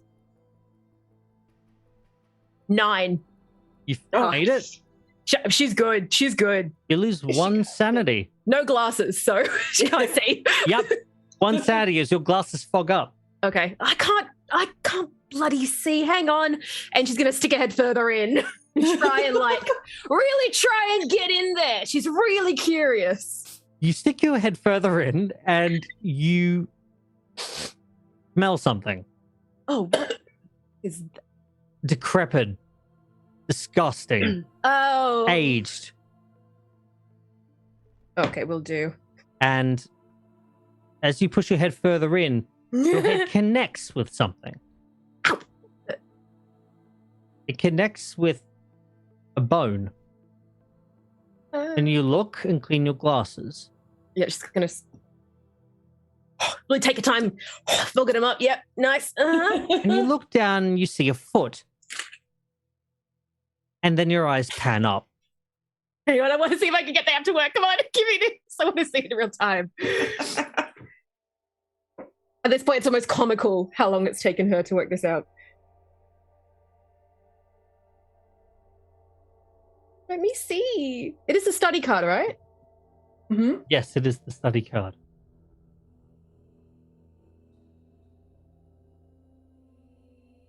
I want to see it. Why can't I see it? Yeah, maybe if I...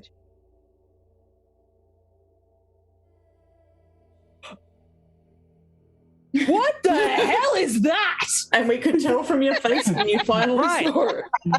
The scream that follows out garnishes the attention of the rest of you. Is that me As- screaming?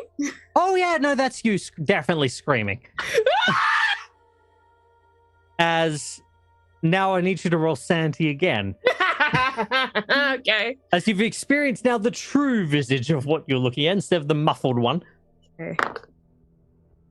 Everyone else runs into the room. And everyone else can check the card now. Yeah, that's 80. I failed. Yeah. How many points shall I deduct? What the? Everyone roll sanity Oh god. as you come in to see a massive creature bending Oh. from underneath the door, standing up tall, looking at you all. As you let some lights fall, some lights do go out in sheer shock. Florence, you've thrown your candle away as you scurry and backpedal across the chamber as fast as you can. Those who failed their sanity, you take 6 points of sanity loss. Oh my god, I'm Mama. fast. Florence is full at this point. Like, she's on her belly, or on her back, and she's got the weapon. Like, she's just... Those who have vicious. succeeded lose 1, as you cannot comprehend of what you're seeing. You think it might be a statue, but the statue is definitely moving. The statue is definitely alive. It looks to be a mummified version of Anubis. It looks to be a mummified huge monster of a man with the head of a jackal. Standing up tall, stretching, you hear the cracking of bones that have been long dormant, resting as it settles into a new position. The sound every once in a while as you see the mouth kind of crack open and you hear a very long and guttural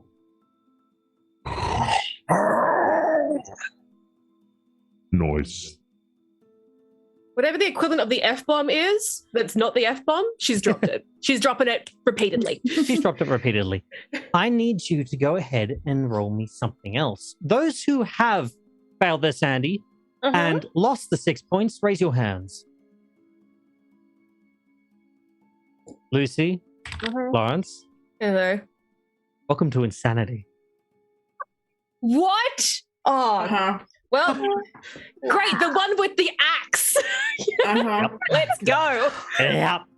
Okay. Awesome. The Okay. first thing I need you to do, Uh-huh. both of you, is roll me an intelligence roll. Oh, jeez. Okay. What is my intelligence? Is that the same as trying to get Nope, lower just- than our... Yeah, you want to try and just roll and see what you get. I'll tell Oh you my- which one is better. God. That's the same percentile thing, yeah? Yep, percentile Yeah. against your intelligence. You want to fail. It's okay. You want to fail this. Yep. Oh, Wait, hang on. Oh, thank God. Wait, intelligence? So I want to get higher than my intelligence. Yes. I do not get higher than my intelligence. Lucy, you got higher than your intelligence? I rolled a 99. Whoa! Holy Nicely crap. done. I have a 65 intelligence. Lucy, I got 54. you freeze.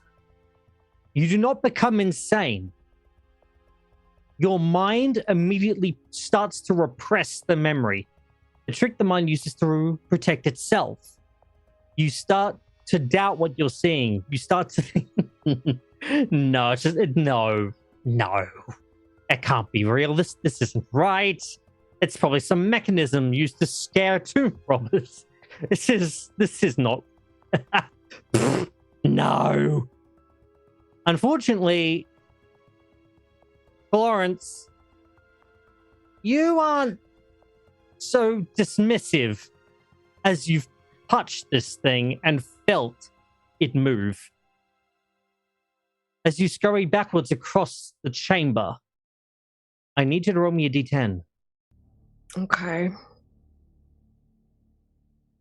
Please, please, please, please, please. That's a 3. That would be a 3. Tammie, if I die first, do I get the dice? Yes, if you go first, you get the dice. That'll be a 3.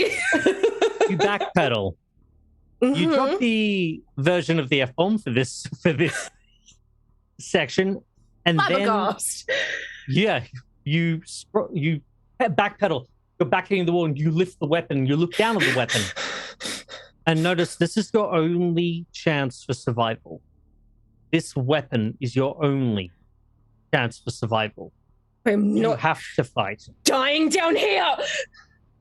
You explode in a spree of uncontrolled violence and destruction directed at everything around you, allies or foes alike, for the next 1d10 round, which is 3 rounds? 9.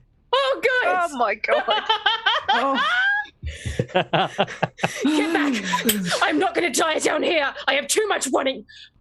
I am not dying down here. You raise the axe and stare all around you, a red mist flowing across your eyes. You are unbridled with rage. Everything takes over at this point. Your primal instinct of fight has been selected inside your mind, and you explode forward with rage. I need everyone to tell me what their dexterity is. 25? 65. Okay. I'm suddenly glad my dex is 60. so goddamn low. Okay, I need to write this down because this is going to be our initiative order. My God. Our first initiative Your is first against someone initiative. else. It's against this thing. Oh, It's against potentially this thing that is now entering the room and your own companion. Welcome to the Call of Cthulhu. Mm-hmm. Okay. I'm going to roll off dex of 90 to 80. Put your hand up if that is you. 80 to 70. 70 to 60. 65. 65 and 60. 60. Okay. 65. For Daphne. 60. Dr. Snow. 60 to 50. Leo? 50. 50. Okay, 50 to 40. 40 to 30. Okay, monster at 35.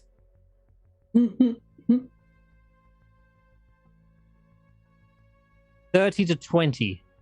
25. Lucy at 25. Oh, Lucy. Matchy though. Yeah, I know. And Hey, what's up? Florence. My dex is 25. Yep. Same as Lucy. Okay. We are now technically in combat. Now, we're not going to go on and use kind of like a Roll20 setting. Still, this is going to be theater of the mind. So, everyone who failed their sanity, which would be Lucy and Florence, both your lights go out. Ooh. The rest of you keep hold of your light. The light now diminishes in the room, and only spots are illuminated. The shadows casting played images across the walls as you see the monstrous figure, and upon the wall, upon the ceiling, upon the very ground itself, you see an oversized version of this creature bearing down upon you all. Daphne, what would you like to do? So was the creature mummified or stone? The creature, you can give me just a spot hidden. Okay. Come on, Ardent app, don't fail me now. Fantastic, I succeeded. Okay. This creature does look to be made of flesh. Okay. This is not stone. Okay. But does he have like the bandage wraps around him? Yes. I'm going to go up to him, try and set the bandages on fire. What, your candle? Ooh. Yeah. Okay. I would like you to make a brawl attack against him. And this is where I'm going to fail tremendously. But, you know. And I will go and try to dodge out of the way. Shouldn't be too hard. Oh no!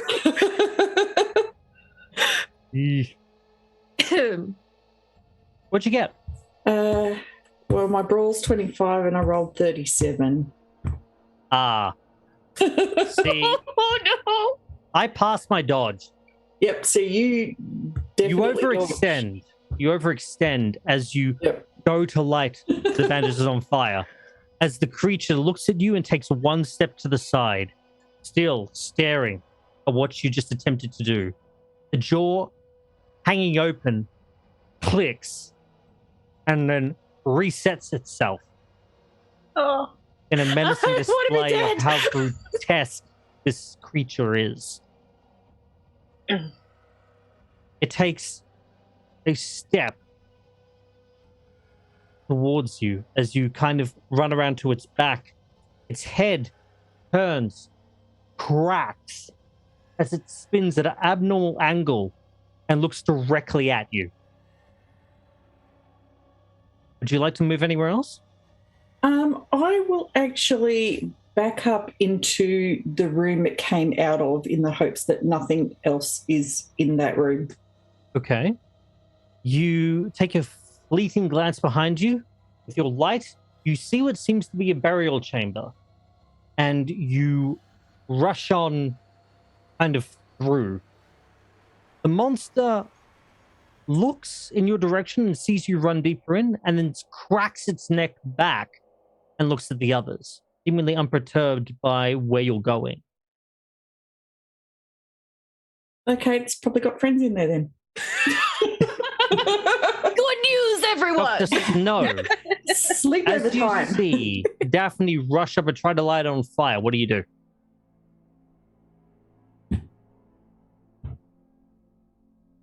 So is that me? Sorry. No, Dr. Snow. Oh, sorry. Yeah. I would like to get my bone saw out as protection. You pull out your bone saw, look at it, and go, "Fuck it, it'll work." And then I'd like to grab a hold of any bandage, like any loose bandage, and try and like wrap himself in his limbs. Like if I grab a wrist bandage and I like wrap his own arm around his body. Okay. Krav Maga style. Okay, sure. You rush forward, and as your compatriot fails to light the bandages on fire as it takes a step, exposing its side to you, you can have a chance to grab one of the bandages around its ribs.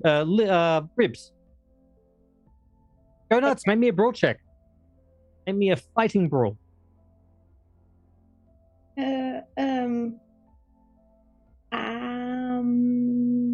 Under fast talk on the second column. Yes. It took me a hot second. I was like, I'm looking for B. Where's B? Yeah, I was like, B? Yeah, I did the exact same thing. Oh, yay! 19. Nice. Cool. Now, since it has dodged, the creature notices as you grab it, it's going to attempt to fight you back.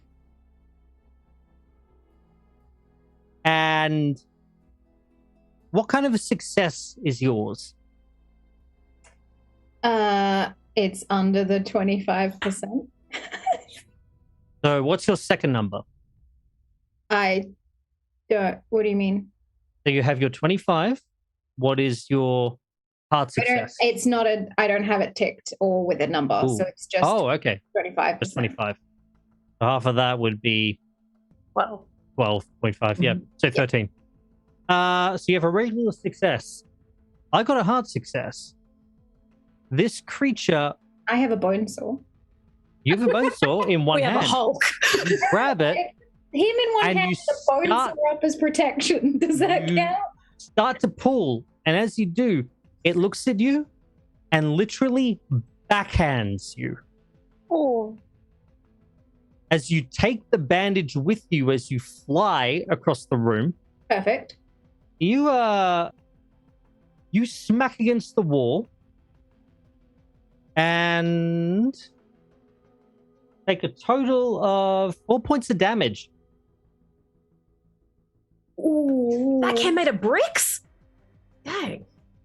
As you are slammed against the far side near the chariot, you crash through tables, you crash through some of the pots, breaking them open, and you feel as your head collides and smacks into the wall, you see stars, searing pain at the back of your head. You feel and smell the metallic taste inside your mouth, and you can smell the metallic smell of blood as you spit out blood.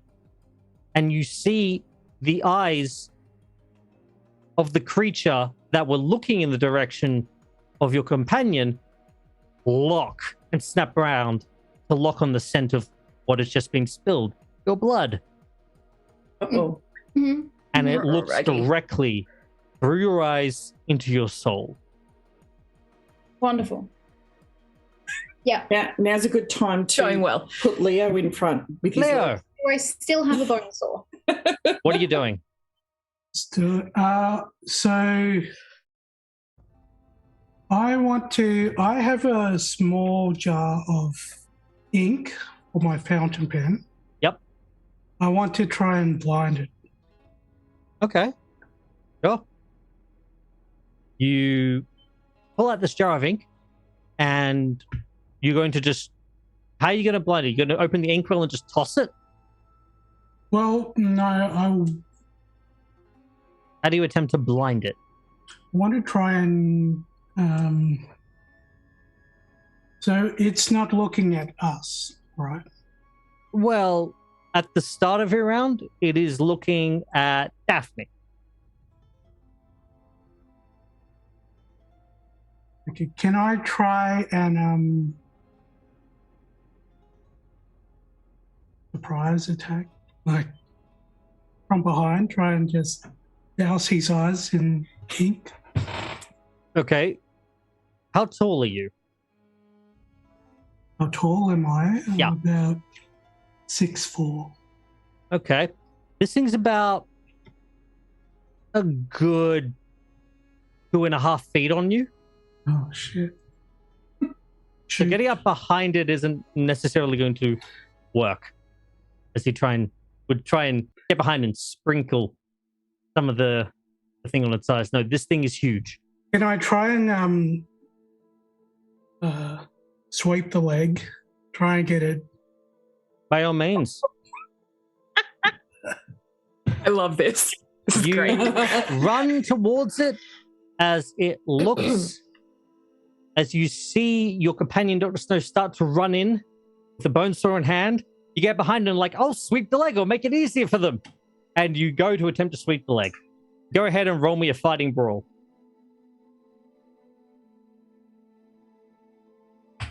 Okay, that's a 16. 16. Yeah. And what's your fighting brawl? 60. So that would be just under an extreme success. That's a hard success. Ooh. Okay. You do manage to kick this creature's leg out from under it. This one's for you, Sensei. You knock the creature forward as it backhands Dr. Snow flying across the room, but it goes to one knee. And as it looks at Dr. Snow, for a quick second, you feel that it knows you are behind it.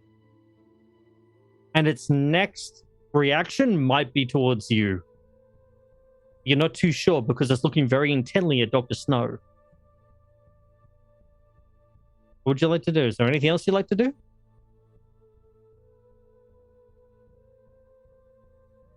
I still can't reach its face, its eyes. It's on one knee. You can give it a go. You've done your attack, kind of for that turn. But if it remained on its knee, then yes, you would be at the correct height. I'll try and. So Okay. can I? Yeah. You can give it a go definitely next round. There's now the monsters go. The monster, as it's been beaten down, it looks towards the doctor. You see the jaw again somewhat dislocate. My camera would like to out of focus me just to create more suspense. You see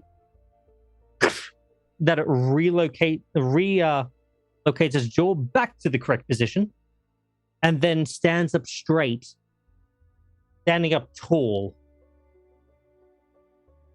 And it turns and looks down at Private Leo. Looks back quickly, like a quick side glance at the doctor. Inhales. And you can hear not really much of an inhalation like a normal beast, but more of a kind of strained breath. As the sense of the intoxicating sense of blood, that smell, that taste that it's been longing for overtakes it. And it turns and bounds towards the doctor. Doctor, you see this creature bound towards you. You can have a flash to try and dodge and roll out of the way before it impacts you. But it is coming, and it is coming fast in your direction. What would you like to do?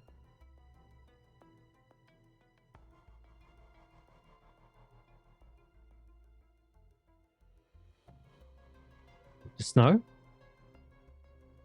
I am going to try and get out of the way. You can try and get out of the way. You can attack it back. You can do a lot of things. I'm gonna feign like a duck and roll, but use my bone saw to like try and cut into his middle as he's diving for me. Okay, so you want to try and attack it back. Yeah. Okay, I need you to roll the fighting brawl then. Cool. I don't have that stat, so as long as it's under 25, I'm good. Let's hope. Come on. Nope. Okay. Oh no. Wild. Oh no. Wild. You Do I die? try and fake and then roll and then collect your maneuver Mm-hmm. as you're grabbing onto still that bandage that's trailing from you to it. Yep. It goes limp as the creature races forward and smacks headlong into you, driving its leg directly into your chin, smacking your head against the back, dealing 12 points of damage and crushing Yeah, I your died. brain, You your dead? skull against Yeah. the wall. Doctor. The doctor's body the head explodes in a shower of grey matter, a shower of blood, Oh crap. as the body falls limp from the rest of the neck. The head has been taken clean off as the abomination, this creature, roars. Leo, you look and its head cracks and looks directly at you. Oh Its god. mouth hanging Ruh-roh. open. I thought you were going to say it's going to put its head on my body. Jesus. Oh. Oh. Oh. Don't give him ideas. Sorry. I'm just dead, so I'm just I'll stand The back. body falls limp. Oh no. In the very last moment, you think to yourself, Dr. Snow, the very last moment, you think of Haram Malik, you think of your fellow student, and you think about how they got an invitation to work at a position outside of the university, after studying, a prestigious invitation. You kind of smile to yourself and think and wish them well in your own mind before a rushing sensation comes, the impact, a mere second, millionth of a second left as your head hits and starts to fracture. You think one last thought, and that last thought is very much, I guess it isn't all myth and legend. Prowl.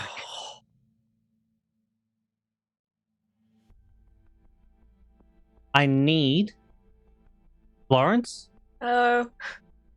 I need Leo, and I need Lucy. Mm-hmm. Roll me a sanity roll. Yeah, let's. Can't get any worse. Let's just kick it down a notch. I'm so glad I'm in the other room right now. Passed. Pass. I passed. Passed? Yeah, only just.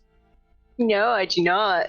Oh no! Join me in insanity. Those people who passed, you take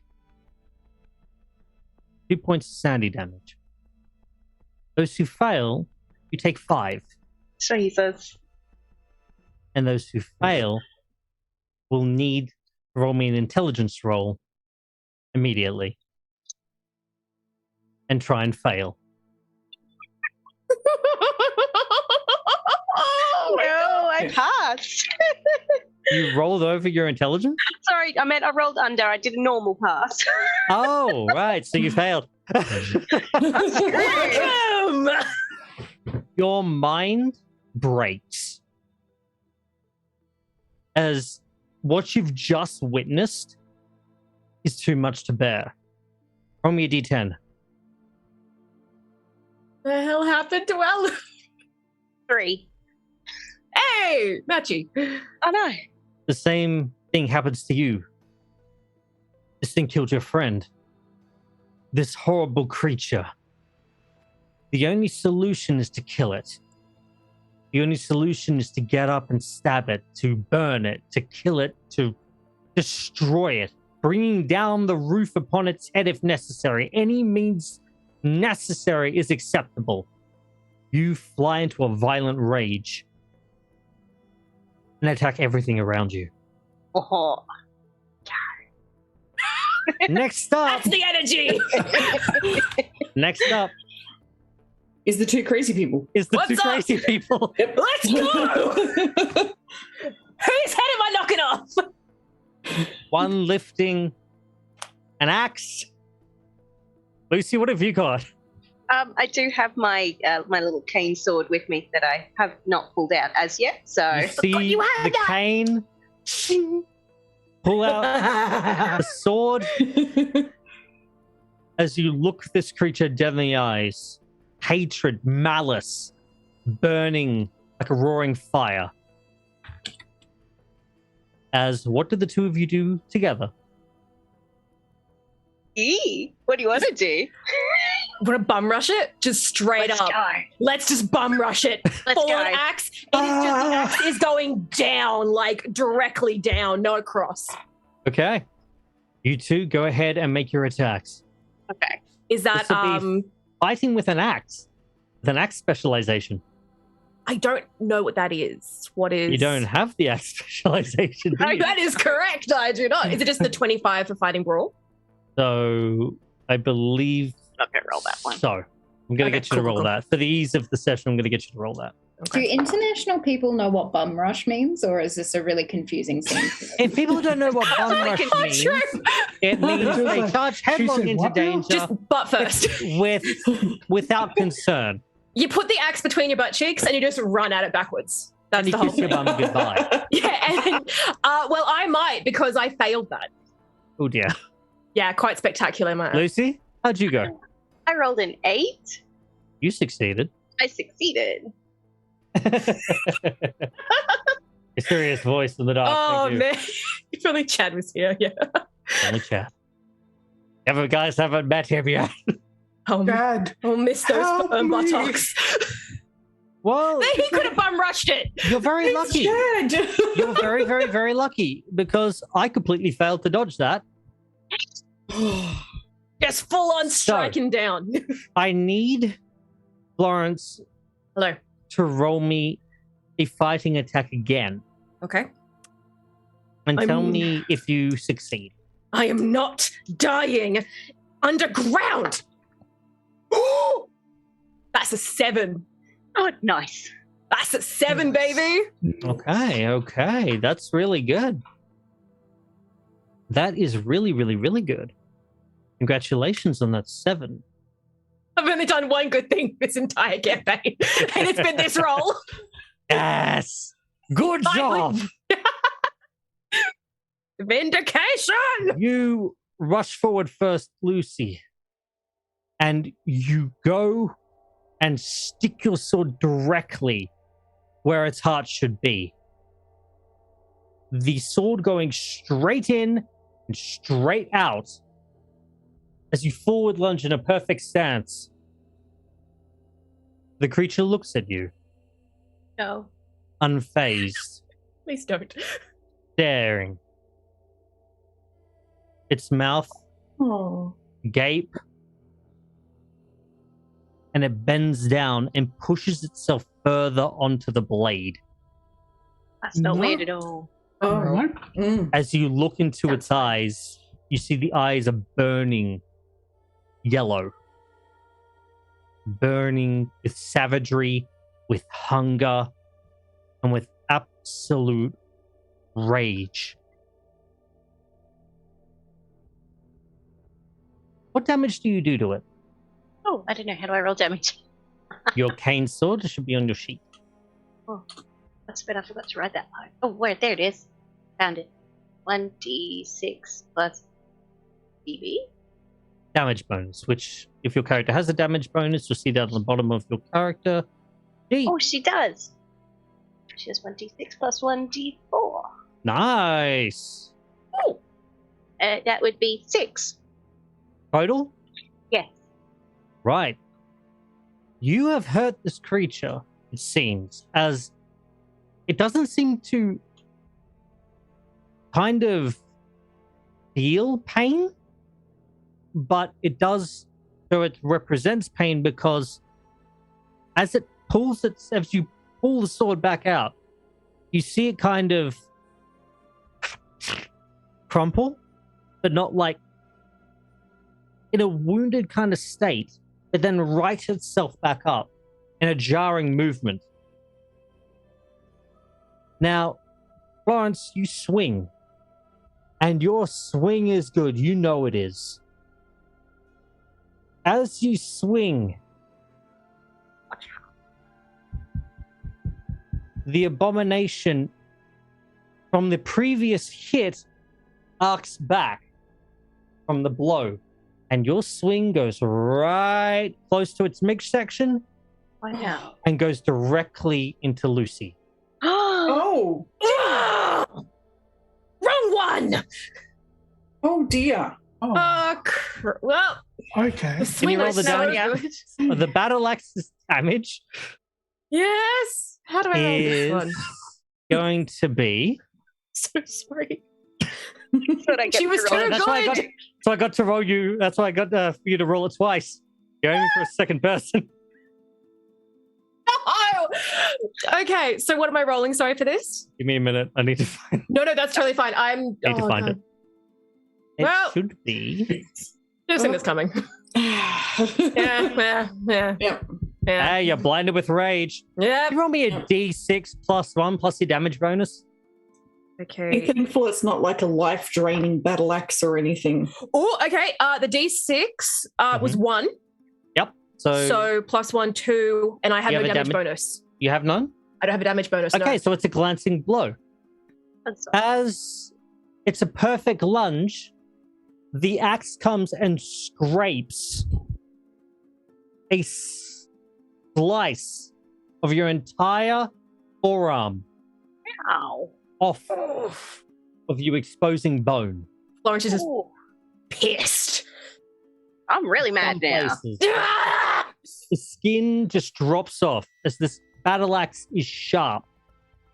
Florence, you pause just before the axe hits into the chest of Lucy.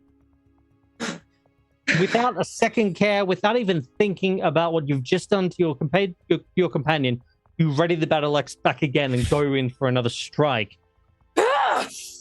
Okay. As we move to Daphne, So you back Daphne's- up into the burial chamber. Real shame we killed the doctor off. Really gonna need that later. Dr. Stir, we hardly knew you. So Daphne is actually going to, with the presumption of, don't know what this creature is, but it's obviously supernatural, so we probably can't kill it. Is there another way where we can potentially just escape? So is there another exit from the burial chamber? To you and the spectators, I want you to view the cemetery card. Oh, goodness. The cemetery card should show you what is in that room. Oh, God.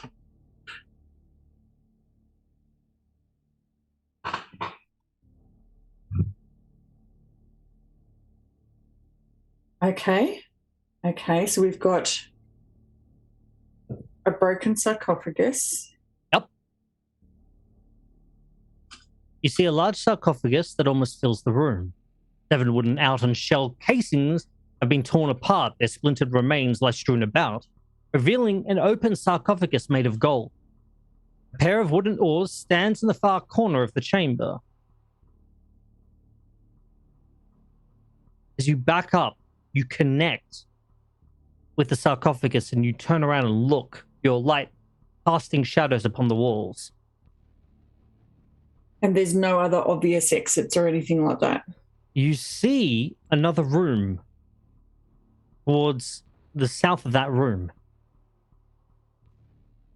That is an open doorway. I am going to yell out, "There's an exit this way," and head towards that door. Okay. You see the archway leading into darkness.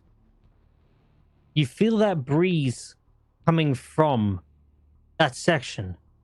A bit of hope glancing across your mind. A fleeting bit of hope. A way to get out of this madness. You sprint into the next room, which I would like you to now look at the fountain card. And same with the spectators at home. You may look at this as well. Oh, okay. You enter the room. Ooh. And this room is also filled with an assortment of treasures. Fragile artwork, sculptures, ceramics, small boats and chariots made from gold. And even a model of the Egyptian city is tucked away. And you can still see it. Make me a spot hidden roll. Okay. I rolled right on. So you succeeded? Is it equal and above fails? Equal and below succeeds in my rules. Okay, so I just succeeded literally because I rolled right on. Right. You detect a stone chest hidden from view.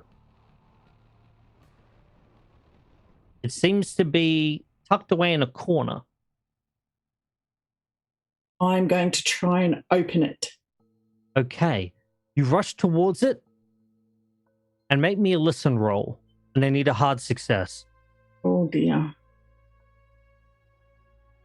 Definitely did not get a hard success. Okay, you look around, you listen, you hear the sound of crack. As you think to yourself, what the heck was that? The resulting cracking noise being the sound of Dr. Snow's skull exploding. So good thing I didn't pass. That's what you do here. Oh, like, thank goodness you God. didn't hear it too well.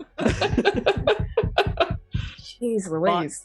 You go and you bend over and you go to open up this chest. I need a successful strength roll. Oh. That's the reaction you want.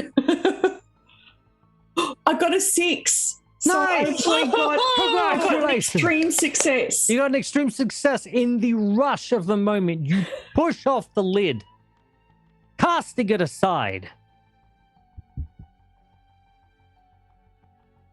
And if you look at the card now, you should see something happen.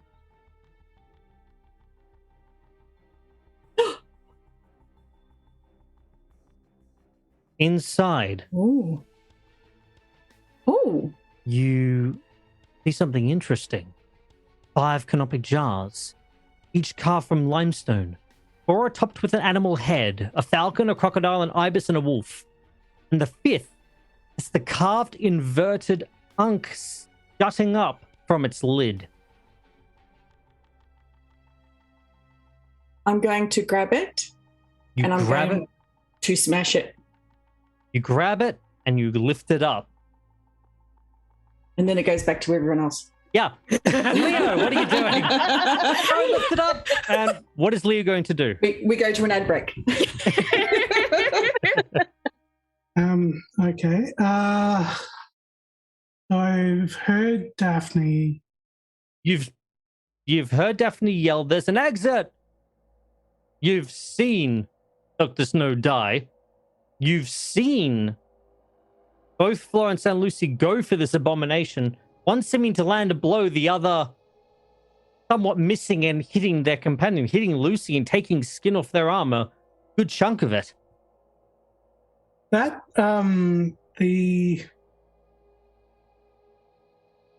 the symbol that's in the other room. Yep. Can the that ankh be symbol removed? from the tentacles. Yes. You can surely give it a go. I'll try and remove it. Okay, you run back into the annex. You go and take a look directly at this feeding massive tentacles covering this Ankh symbol and undulating. And you go and grab the golden Ankh symbol itself. And you grab and give me a strength roll.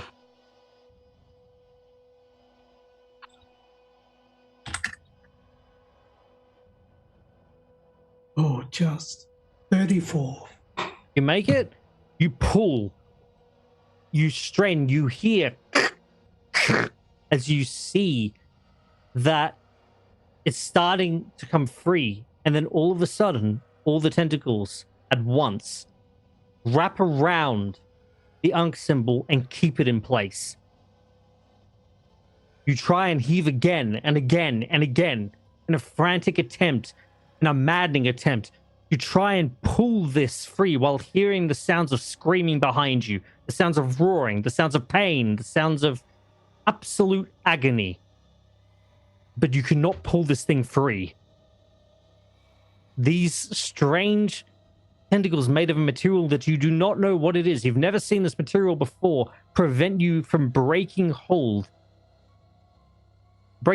it has on the Ankh symbol. What would you like to do? Is there anything else? I'll leave that there and just bolt to Daphne. Okay. You run, sidestepping the abomination and bolting into the burial room. What I'll do is I will give you the burial chamber, which you can look on your screen. Dr. Snow, I'll also give you a look at the treasury in the burial chamber, just in case you were interested, since you are dead. You know, the dead, being ghosts, do have the ability to look through walls. Can see all? Yeah, I'm all seeing. You are all seeing now. Congratulations. Which card am I looking at, sir? You were looking at the cemetery. Mm-hmm. You run through and you come across the same visage. You see the sarcophagus broken open. You see that the wood around it is shattered. You see the two oars on the side of the wall, pinned to the wall. And you hear the sound of a chest being pushed open in the next room beyond. What do you do?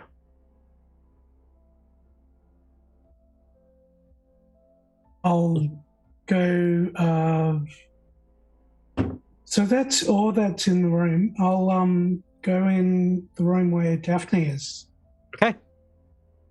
You bolt into the treasury.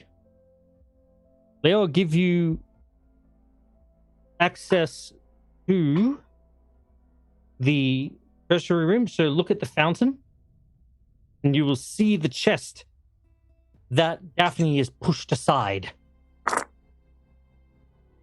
You run in, your feet skittering to a halt as you run into a mass pile of coins on the floor. You see Daphne pick up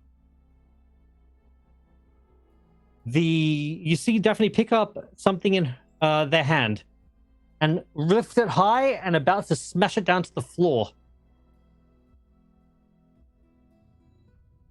Which one is it? Do I recognize? If you look at the treasury card, yep. If you look at the not treasury, the fountain card, look in the bottom corner. Can you see the little red thing going ba-doom, ba-doom, ba-doom? In the treasury. In the fountain card. Yep, it's highlighted red. Yep, that is the object that Daphne is holding. It seems to be beating the same rate a heart would.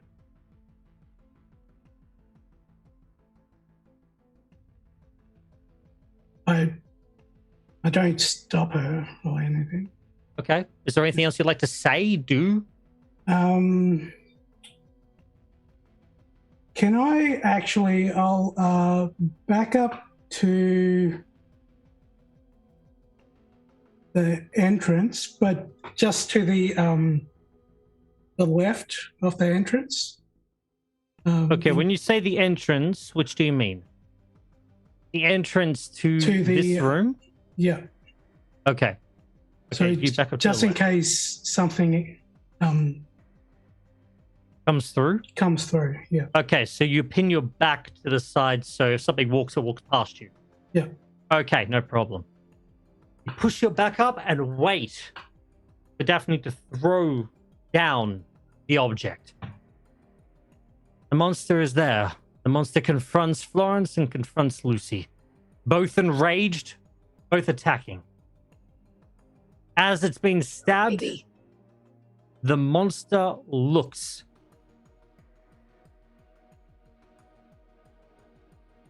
And stops.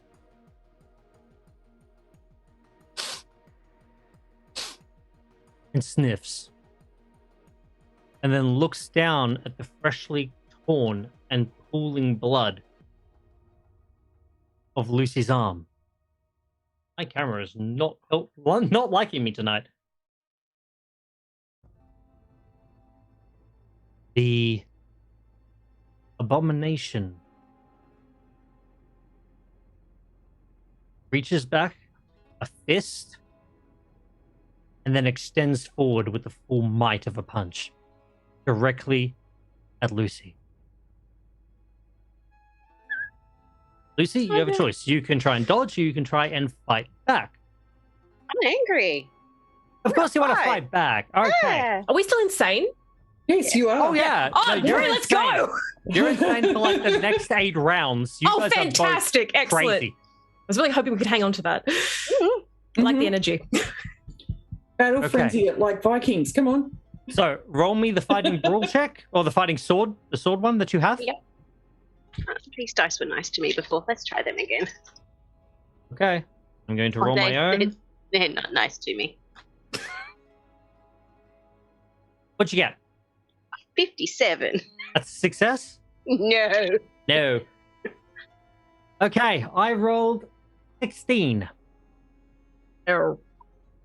And on my sheet here, a 16 is a critical success. Oh dear. What's your hit point total? Let's just start with that. Right now, it's 11. We're matching so much today. Okay, I'm going to roll the damage dice.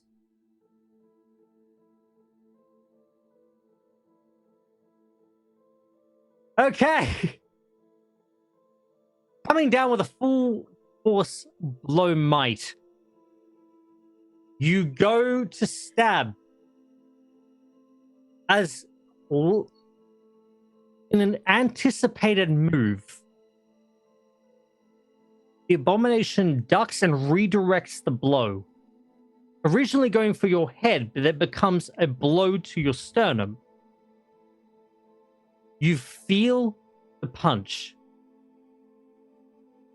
You feel it connect. The pain shocking your system. And that's the only thing you feel. As Florence, what you see is the rib cage and spine Oh no. of Lucy explode out her back.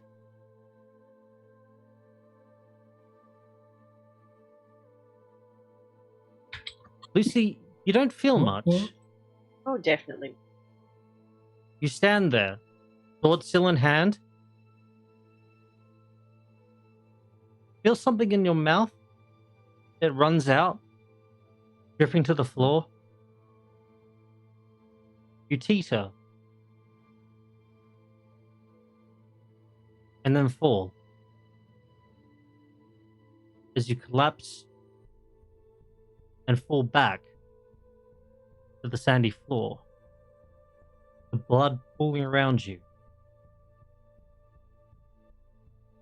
The last thoughts that go through your head are that of fear and rage.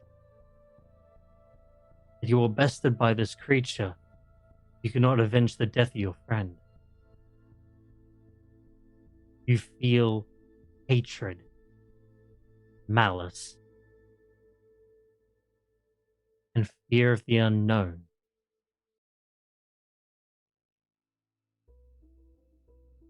You think of your colleague, of Anthony, waiting for you to respond back with exciting news, and think for a passing moment that no one should ever come down here again. No one should ever get to see this. This thing needs to be stopped. This thing needs to be killed. This thing cannot leave. And your eyes stare to the ceiling, completely blank, void of expression, as you die.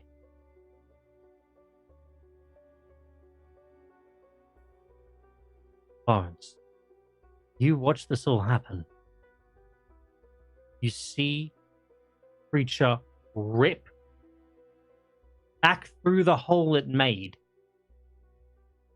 The spine and the rib cage attached. You see it bring it to its mouth. And with the flesh dripping off some of the bones, see it grab hair, and then a long tongue extends and licks up the blood still coating the ribcage. See it roar in triumph as it turns to you. You feel nothing but anger. You feel nothing but rage. I am not dying down here. And she's going to get that. If anything else, the axe is tighter in her hands, and she's going to make another swing, and she's going for the jugular. She's going to try and cut in between the neck and the shoulder. Okay, you're going for a high strike. Let's do it. Yeah, she's going to try and lop the head if she can.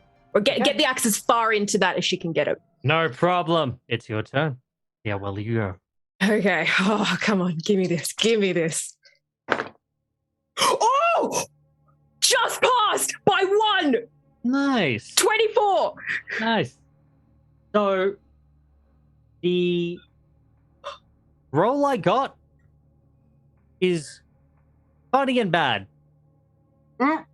I got a 69 on my roll. Nice! So, funny, but that was on a dodge roll. It seems to be too preoccupied eating your friend. As it stoops down to eat, you have a perfect line of shot as a perfect arc and just smack the blade directly on target. Yep. Just Okay. Roll me the Just- damage.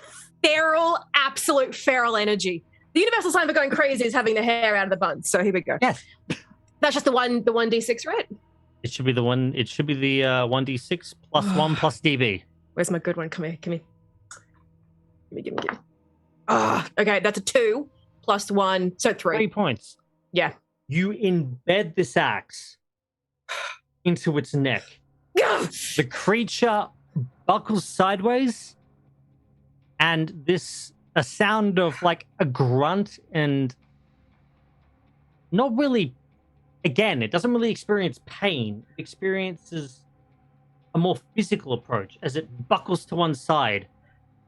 As this blade is lodged in its neck, as you rip it out, you see a hole, like a line left, where it's connected and gone through to about halfway into the throat. This thing should be bleeding. This thing should be dying.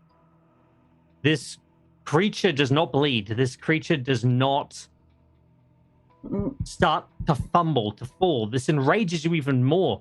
But you hear, as it takes its next breath, it does not come out of its mouth. The sound coming out from the gap that just left, that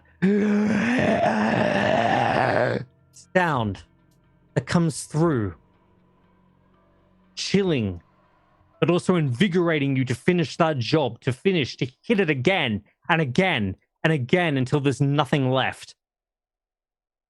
Can she... Oh, is that the end of my turn? What else would you like? Am I able to get my hands in the gap and just rip it? That would be Is that another too kind of much? attack. That would be another Okay. kind of attack action. That's fair. Okay. Would you like to preemptively throw your battle axe to the ground and launch yourself forward? Ooh. Look, she's and crazy. try and like get a grip on it to perform your next move, which I will allow. At this point, she's just so far gone. All she wants is blood, or the equivalent of. So yeah, she's dropping the axe and she's getting ready to go in bare hands and teeth. Okay, you drop the axe. Next up, back to the top of the round. Daphne, you're up high. Smash that jar down on the ground. You watch the jar fly through the air. You watch it explode against the wall. You see the contents spill out. That of a beating heart. And I'm going to sickle that bastard. Before you do. Going to take the capeche and I'm going to start whacking on it. Okay, but a couple things happen just as it breaks. First of all, roll me a sanity check. Oh! Same with you, Private Leo. Roll me a sanity. It's not so bad here. Just endless bloodlust. Pass. You lose 1 point. I'll show in a sec, yep. I definitely passed as well with a hard success, so just the 1 point. Just the 1 point. Okay. Private Leo and Daphne, how many points over the course of this session have you lost? 12. Wait, no, sorry, 8. 8? Leo? 4. 4? Okay. Daphne. Can you just roll me an intelligence roll real quick? Oh, no, sorry, 7. 7, okay. Same with you, Leo. Can you please roll me an intelligence roll real quick as the accumulative events of what has happened to you over the course of this session, over the course of this adventure, this descent into hell, to a personal claustrophobic blackened hell, starts to rattle your very mind. And tell me if you pass the roll or you fail the roll. I sadly got an extreme success. That's not the best. No. Leo? Oh, I Did you roll above your intelligence or below your intelligence? Below. Okay, Very not good for you either. You both gain indefinite insanity. Whee! I need you both to roll me a d10.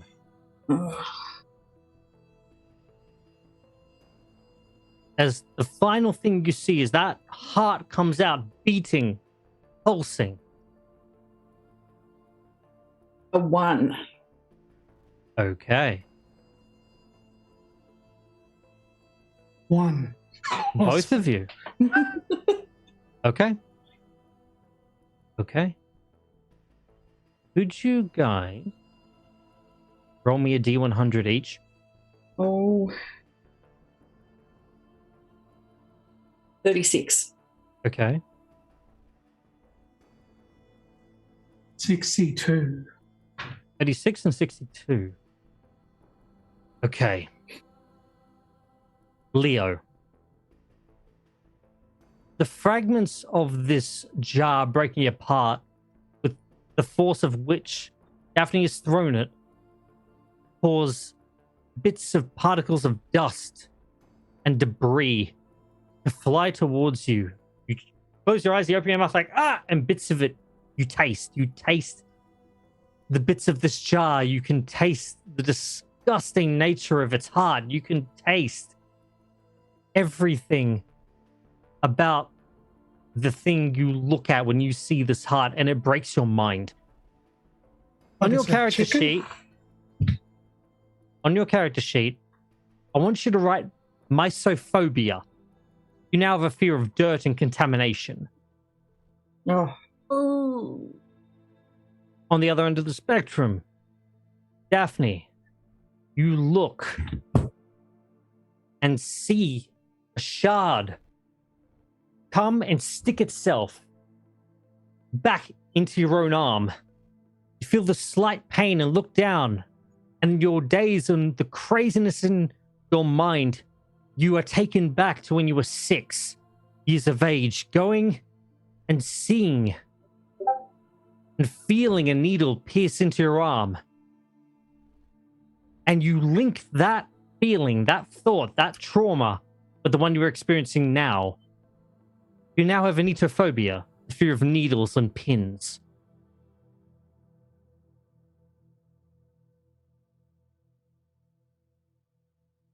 Could be worse. As Yes. the jar explodes, I want Daphne, Dr. Snow, Leo, and now Lucy, and the spectators to all look at the fountain card.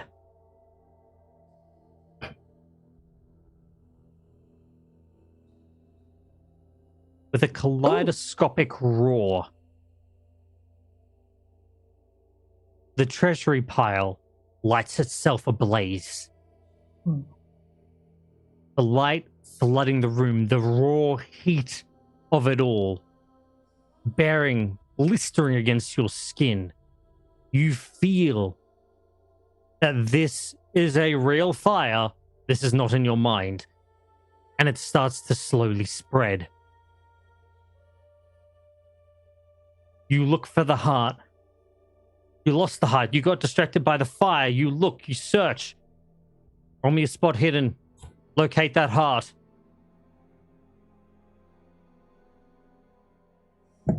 Passed by 7.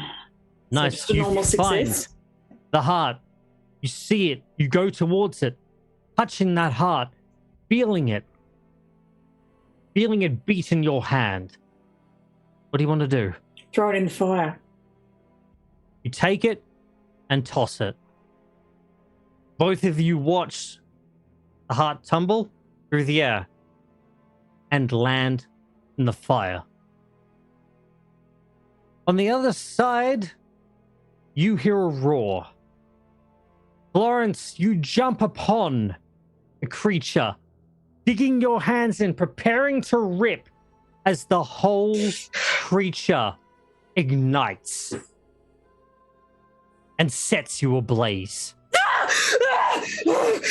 Screaming in agony, screaming in pain, madness, and fire surrounding your vision, you claw as the wild throwing nature of this abomination throws you across the room, impacting against the wall.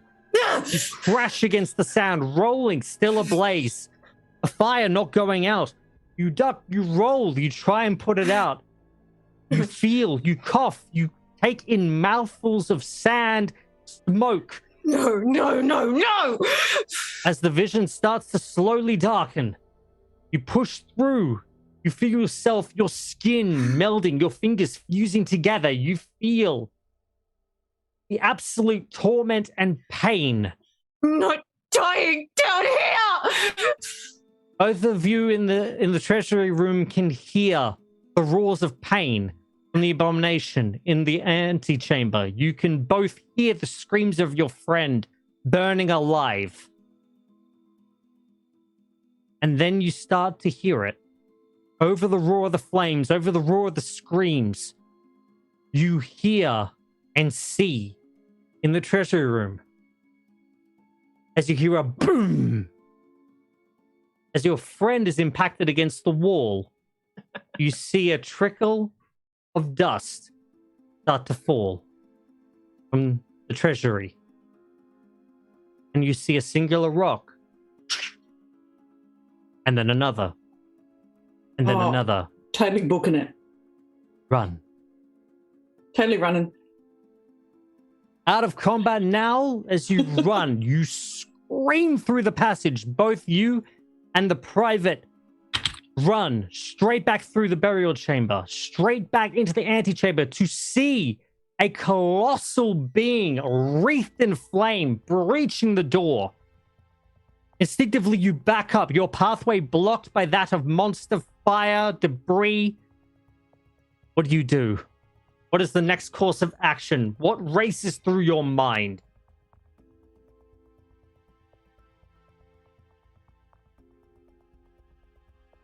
Take your time. There's only death awaiting. Camera, would you mind? There we go. Thank you. So it's on fire, it's on the ground. No, it's breached against the door, Oh, right. Okay. blocking you inside the coffin room, inside the burial chamber, blocking your way out, back to the entrance.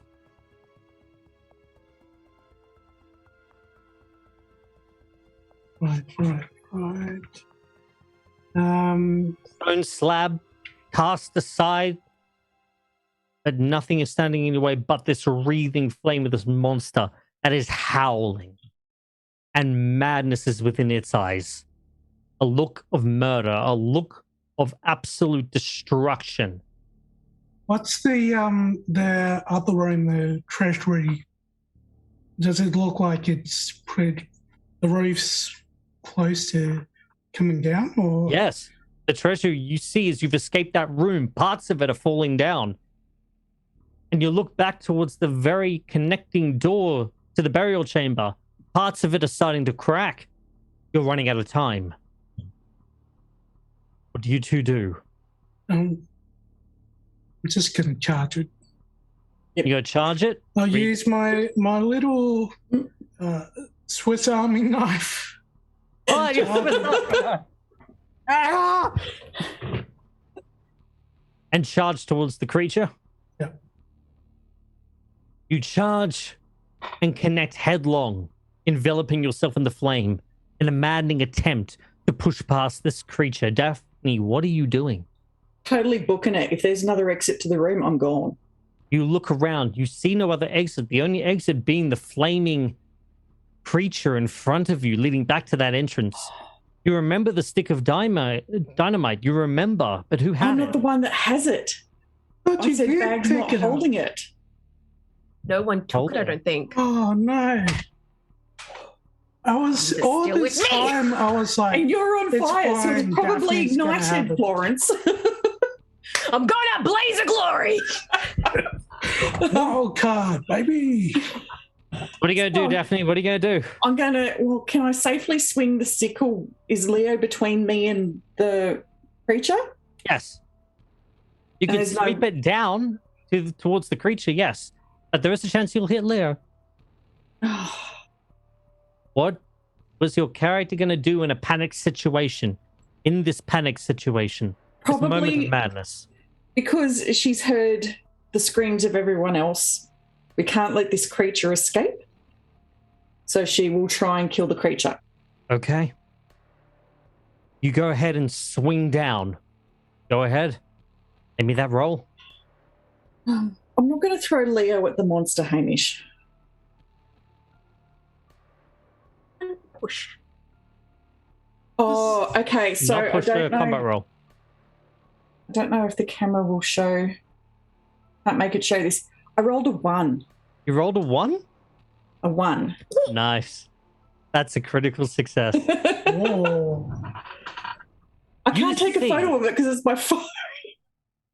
Leo, Screenshot the. You Image? charge in, connecting with it just as Daphne lifts up the Capesh high, swings it down. You see the Capesh hit a spot on the neck, a spot that was previously wounded, which cuts through the rest of it. And you see the head topple off as the monster, with your weight, starts to fall back. Leo, with the fire around you, you have caught a blaze. Currently, you take 3 points of damage as the fire starts to consume you. You get off the creature. You start rolling around in the sand. You roll. As you roll, you bump next to another person on the ground, dead. You look over, see Lucy. Roll me a sanity check. Roll me a sanity roll. Daphne, as you enter the room, you too see Lucy. Oh dear. The hole in the chest ripped out, of the spine ripped out. Her ribs ripped out as well. You too, roll me sanity. 33, so I pass. You pass. You take 1 point in the sheer heat of the moment. Yep. In the sheer heat of this moment, Leo, you take a total of 3 points of sanity loss. You immediately back away, your mysophobia triggering as the contamination feeling of something decrepit and dead pushes up against you. You back away, scurrying. You feel unclean, dirty. You feel terrible. Your mind producing enormous amounts of anxiety, crushing, weighing upon your precious sanity, that whatever's left. You see Florence. You see Florence burned, scarred. You see Florence's backpack. And you see something light from the fire that's still on them. You know the telltale signs and sound. You've heard it all before. Being in a company, you've practiced with this multiple times. You hear the sound of dynamite. You hear the sound of a fuse being lit. And you hear the sound of your own mental clock inside your head ticking down of how long you've got left until it blows. Daphne, running through, you look and you see it too. You see the wick burning. You see Florence smiling. Crazed, insane. I'm not dying down here. You see the cackling. The crackling laughter emanating from Florence is maddening. A look of insanity across their eyes. What do you two do? And Florence, what do? You don't want to die alone down here. Pain doesn't matter anymore. You don't feel pain now. Who's closest to me right now? Daphne. I am going to crawl with what little strength she has left. I am not going out on my own. And I'm going to grab on whoever's closest. I'm going to hold them down. Okay. Okay. I need you to go ahead and roll me a strength. Ooh. Okay. Versus Daphne to roll me a dexterity. Try and leap out of the way. So what am I rolling? Florence, strength. Okay. And I'm trying to... And lunge yourself at Daphne. Am I trying to get above or below, sorry? You're trying to get below. This is a normal roll. Okay.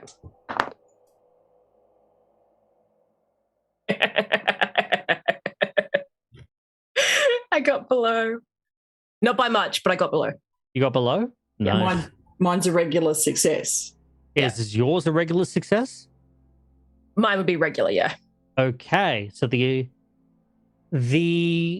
I remember right, the defender wins. If I remember right. Mm-hmm. So it would be I am grappled. No, the attacker would win. Sorry, yeah, the attacker wins of the defender. So yes, you are grappled because the success is matched. You grab and you go to jump out of the way, but she grabs your ankle and you trip, you fall backwards as she starts, Florence, climbing up your body.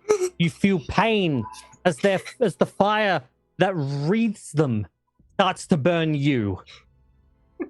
I don't want to die alone. You take 2 points of damage, Daphne. As the fire spreads to you, you feel the pain, the heat. You feel your flesh beginning to melt. This has all become too much. You hear the cackling sound of your one friend, it would seem, your companion on this mission, on this journey into the darkened depths. You feel that all hope may be lost. Leo, what do you do? I think I'm just so there's just dirt everywhere. I'm getting burnt. I think I'm just gonna like try and calm myself, maybe back up into a wall, just sit down, knees to my chest. You back up. You try and collect yourself. This is all too much. You back, slamming against the wall. You look inside of the other chamber, the annex. You look, and you know about the explosion radius. You know that you might be a little bit safer. You duck around, slam your back against the mural, get down really low. The fire being put out. You sit there, brace, and wait.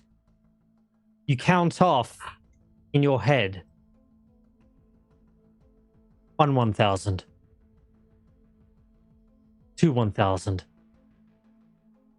3 1,000. 4 1,000.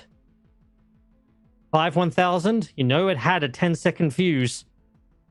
6 1,000. 7 1,000. Might be a couple seconds late. You don't know. Daphne, what are you doing? Okay, so is the dynamite in Florence's hands? No, it's in her pack. In her pack. It's Okay. lodged in her pack on her shoulder, like over her shoulder. And its wick is very close. I'd be on my belly at this point, so you've got like a really good shot at it. Yeah. Yes, but having a shot at it wouldn't necessarily be able to put it out, would it? Not necessarily, no. No. But having a shot at Florence and trying to get Florence off so I can crawl away. Yep. Is probably what she's going to do. Okay. Because Florence is on fire and will keep burning her. Yes. You push. Oh, And no, they no. can- I've got a sickle. I'm going. Oh, you're actually going to... Okay. Yes! Fair enough. Okay. Get him! Sickle at your side, still gripped in your hand like a vice-like grip from all the horror that you've experienced. You shuffle your grip on it so the blade is much closer to your hand. You lift it up high and strike directly down. I don't necessarily want to try and kill her, but if I can do injury to her arms, she might let me go. At this point, I'm beef jerky. Yeah. At this Not much is gonna hurt. Not much is gonna take. So I rolled a 5. Okay. Can you roll me 1d6 plus 1 plus the damage bonus? I don't get a damage bonus, so that's all right. So 1d6 plus 1 then. 4. Okay, so 5 points of damage all up. Mm-hmm. Yep. Okay. Florence, what Oh, are you wait, no, thinking sorry, for- 4. That was adding the 1. Oh, that was adding it? Florence, what's your hit points? I'm at 11 currently. You're at 11? Okay. The fire that would deal damage to you is going to be taken as a d6 because you've been burning for a bit. Yep. That is, yeah. I'm crispy at this point.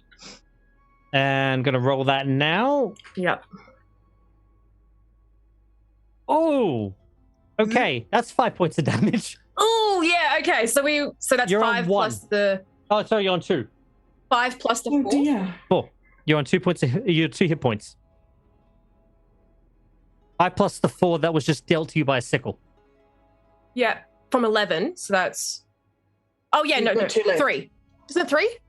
No, 2 left. Oh, You're on 11. I can't and you math. just lost 9. Yeah. I'm an just English lost student. 9. I can't math. That's Cool. okay. All good. All Okay. good. I'm barely hanging on here. You are barely hanging on, but you are enraged. You do not feel the pain. You feel something slam into your back. And as Florence laughs, An explosion of blood out of her mouth coats your face. Now, I want Florence, I want you to roll Hello. me Yes. Actually, I never thought I'd ask for this. Roll me a power roll. Ooh, okay. Is that just usual? Just roll me to see if you try and usual to see if you succeed. So roll under your power if you can. Okay. This is for your mental fortitude of. Yep. I have a power of 65. I rolled 50. She hangs on. She clings on. This jerky strip's got beef. Let's go. Amount of sheer These arms. insanity and sheer willpower directing her mind to accomplish her goal of not dying alone is overpowering any attempt to get her off you. I feel so bad. 7 It's 1,000. the game. 8 1,000. Detonation. As the dynamite explodes, Florence and Daphne are ripped apart. Florence is ripped to pieces in the fiery explosion. Daphne, it somewhat cushions the blow, but since you were looking, your body, but as you were looking to aim, your face is right there. Yep. Your head just blasts off. Klingon. Both of you explode in a colossal blast that rocks the very cave and sends the ceiling collapsing down. Private Leo Morrow, you look up and see part of the ceiling collapsing. You shuffle over as fast as you can. Roll me a dexterity check to try and get to the other side of the room. Yeah. Next to the Ankh symbol, next to the tentacles. What'd you get? 38. As under your dexterity? Yep. You succeed. You slide in a perfect combat slide, running on sheer adrenaline alone, and slam into the opposing wall just as the rest of the room around you collapses. Snuffing out your candle, leaving you in the dark. You hold your breath as the dust envelops you. As the rest, the burial chamber, the treasury, the annex, the archways, the passageway, the antechamber all come crashing down. And for a fleeting moment after the dust settles, and you take a short breath, coughing away, trying to calm yourself. You know that after the sounds you've heard, you've been locked in your very own tomb. You've been locked in here. It'll take them days maybe to find you. Maybe. In the darkness, alone, you feel like this might be the way you die. This might be your end. The thoughts go to your sergeant, expecting a report back.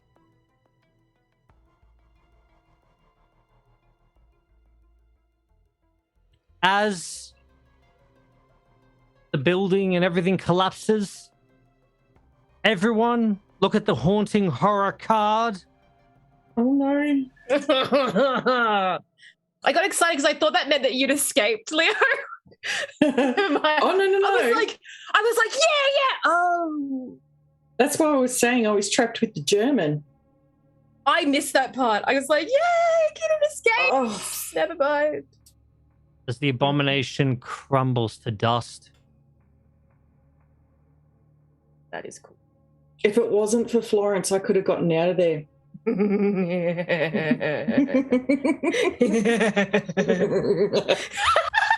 Which one of us is laughing now? I'm just in character, in person, a bit of both. That's so cool.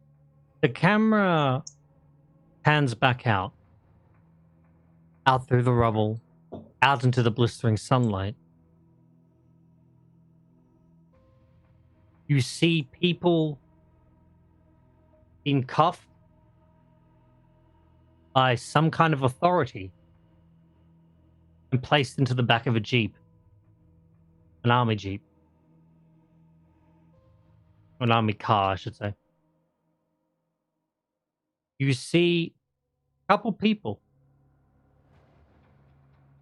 two specifically, in suits, even in the blistering heat, both wearing sunglasses or shades.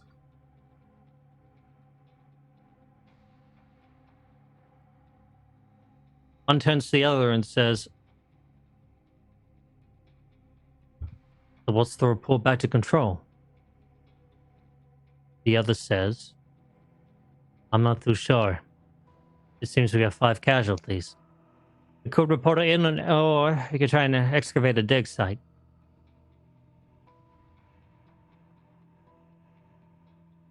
What do you think? Coming to their side is a third figure.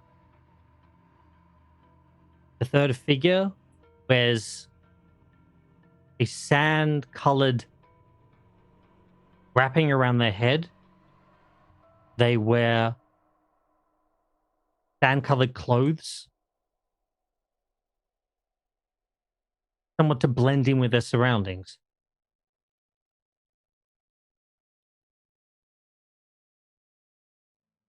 "Dad, you think they're dead?"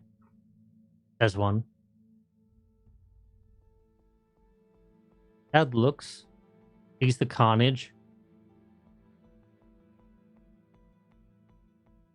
and Chad replies to the mysterious voice that has somewhat been heard. You may reply,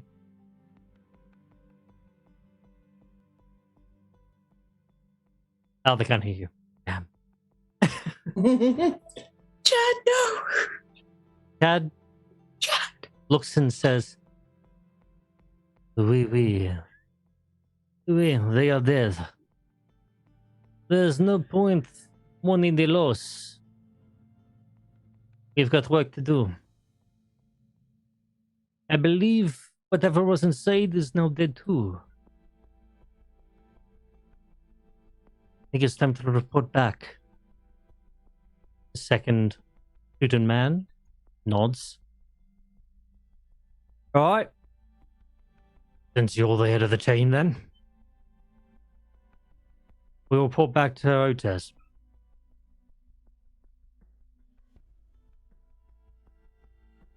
They'll get a kick out of this one." All 3 figures turn. The mysterious sanded figured, colored, clothed man leading the way. The people with the both suits up to the nines. They all get inside the car and peel away from the site. The dust settles. There are no crews coming. They warden off the area. All the locals are spooked. Private Leo, in a couple days, you die. Alone, in the dark. You starve to death. And of dehydration. You're not sure which takes you first. But as your soul leaves your body, you think to your sergeant, and you think that you might have done him proud. Your training pulled through. Technically, you survived being the horrors within. and you laugh to yourself one last time.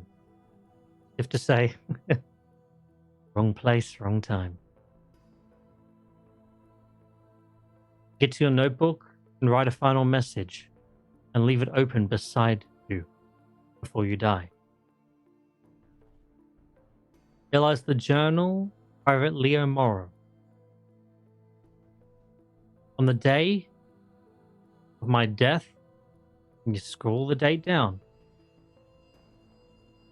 I fought something that should not exist. Something other in this world can produce naturally. Something wrong, something mythical. I cursed and I beat a monster, an abomination. The cost seems to be my own life. If anyone ever finds this, tell my fellow comrades, if you find them, that I care for them deeply. Tell my family that I love them.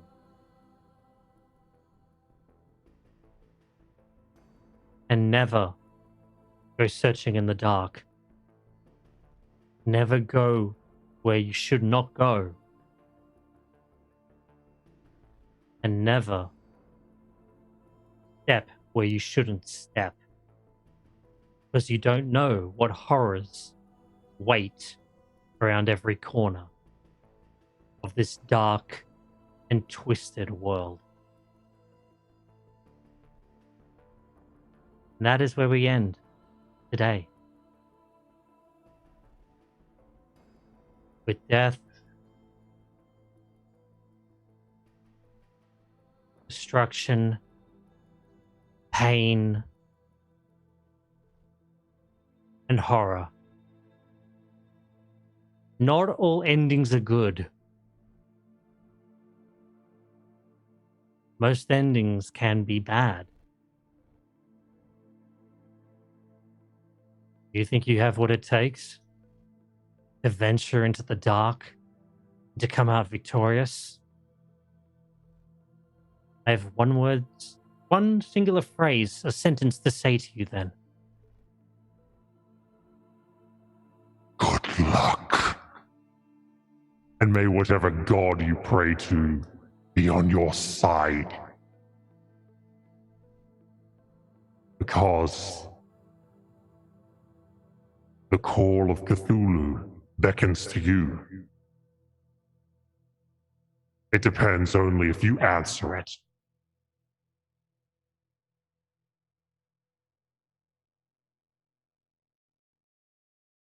Well then! Wow. What a road. So, what did everybody think of dying? AJ, I'm so sorry.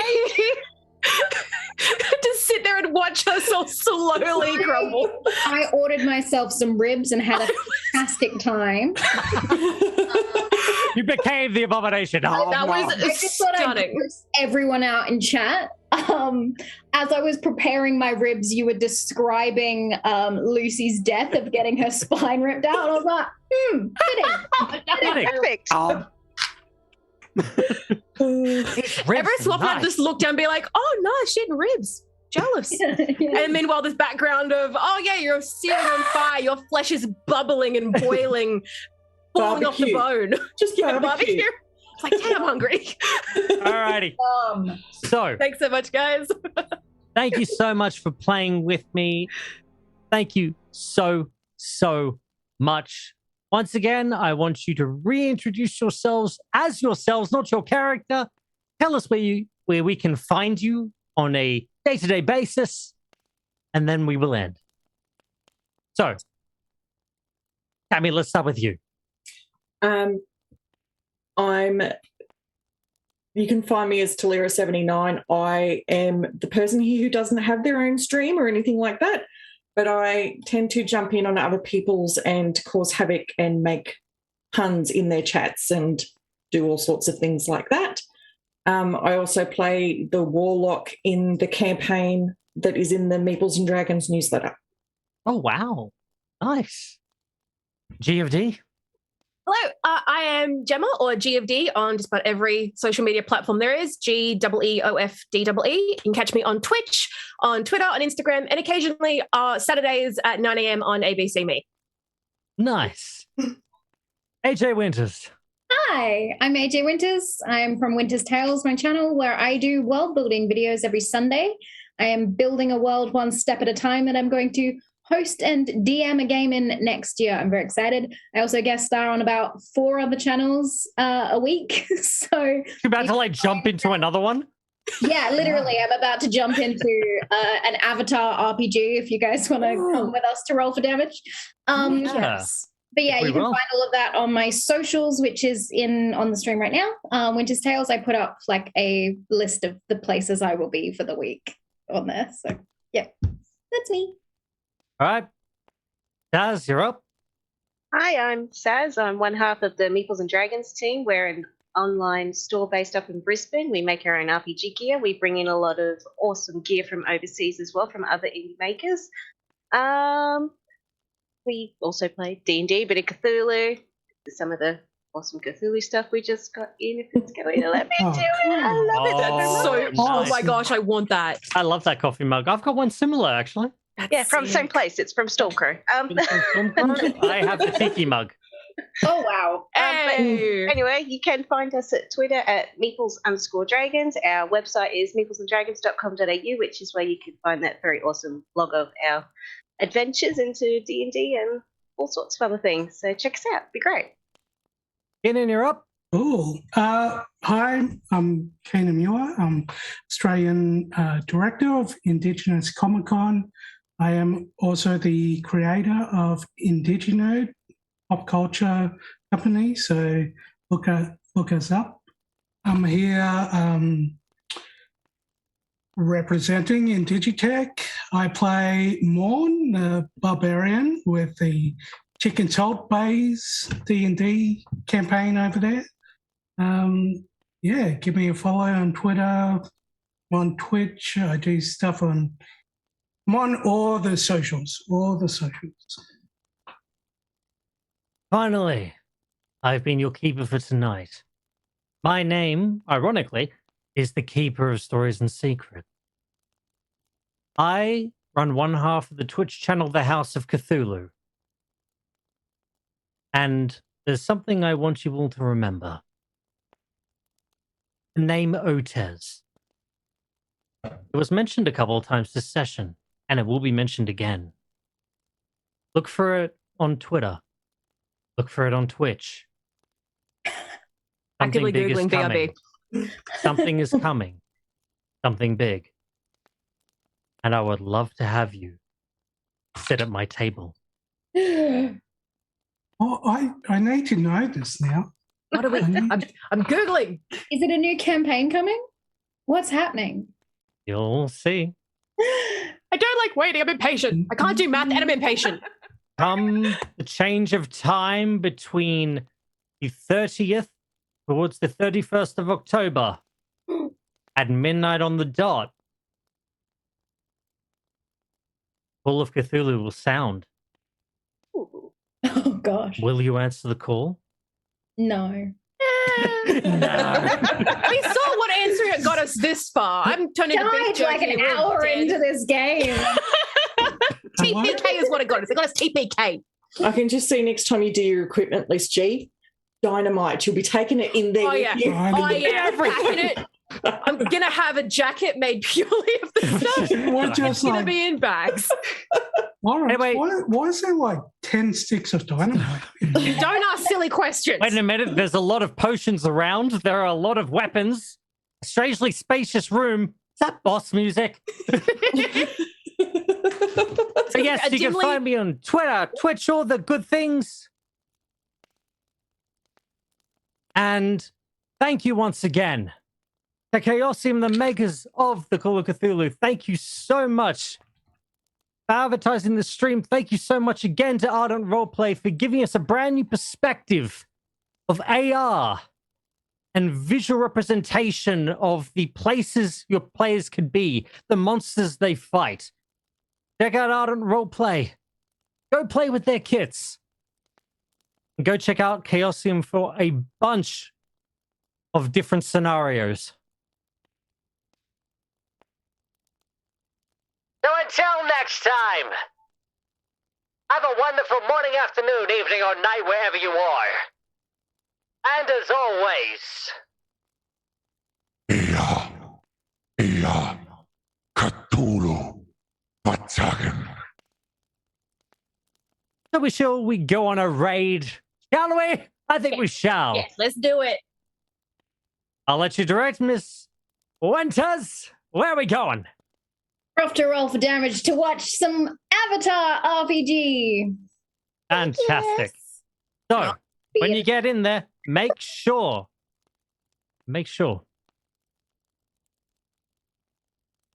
to refresh.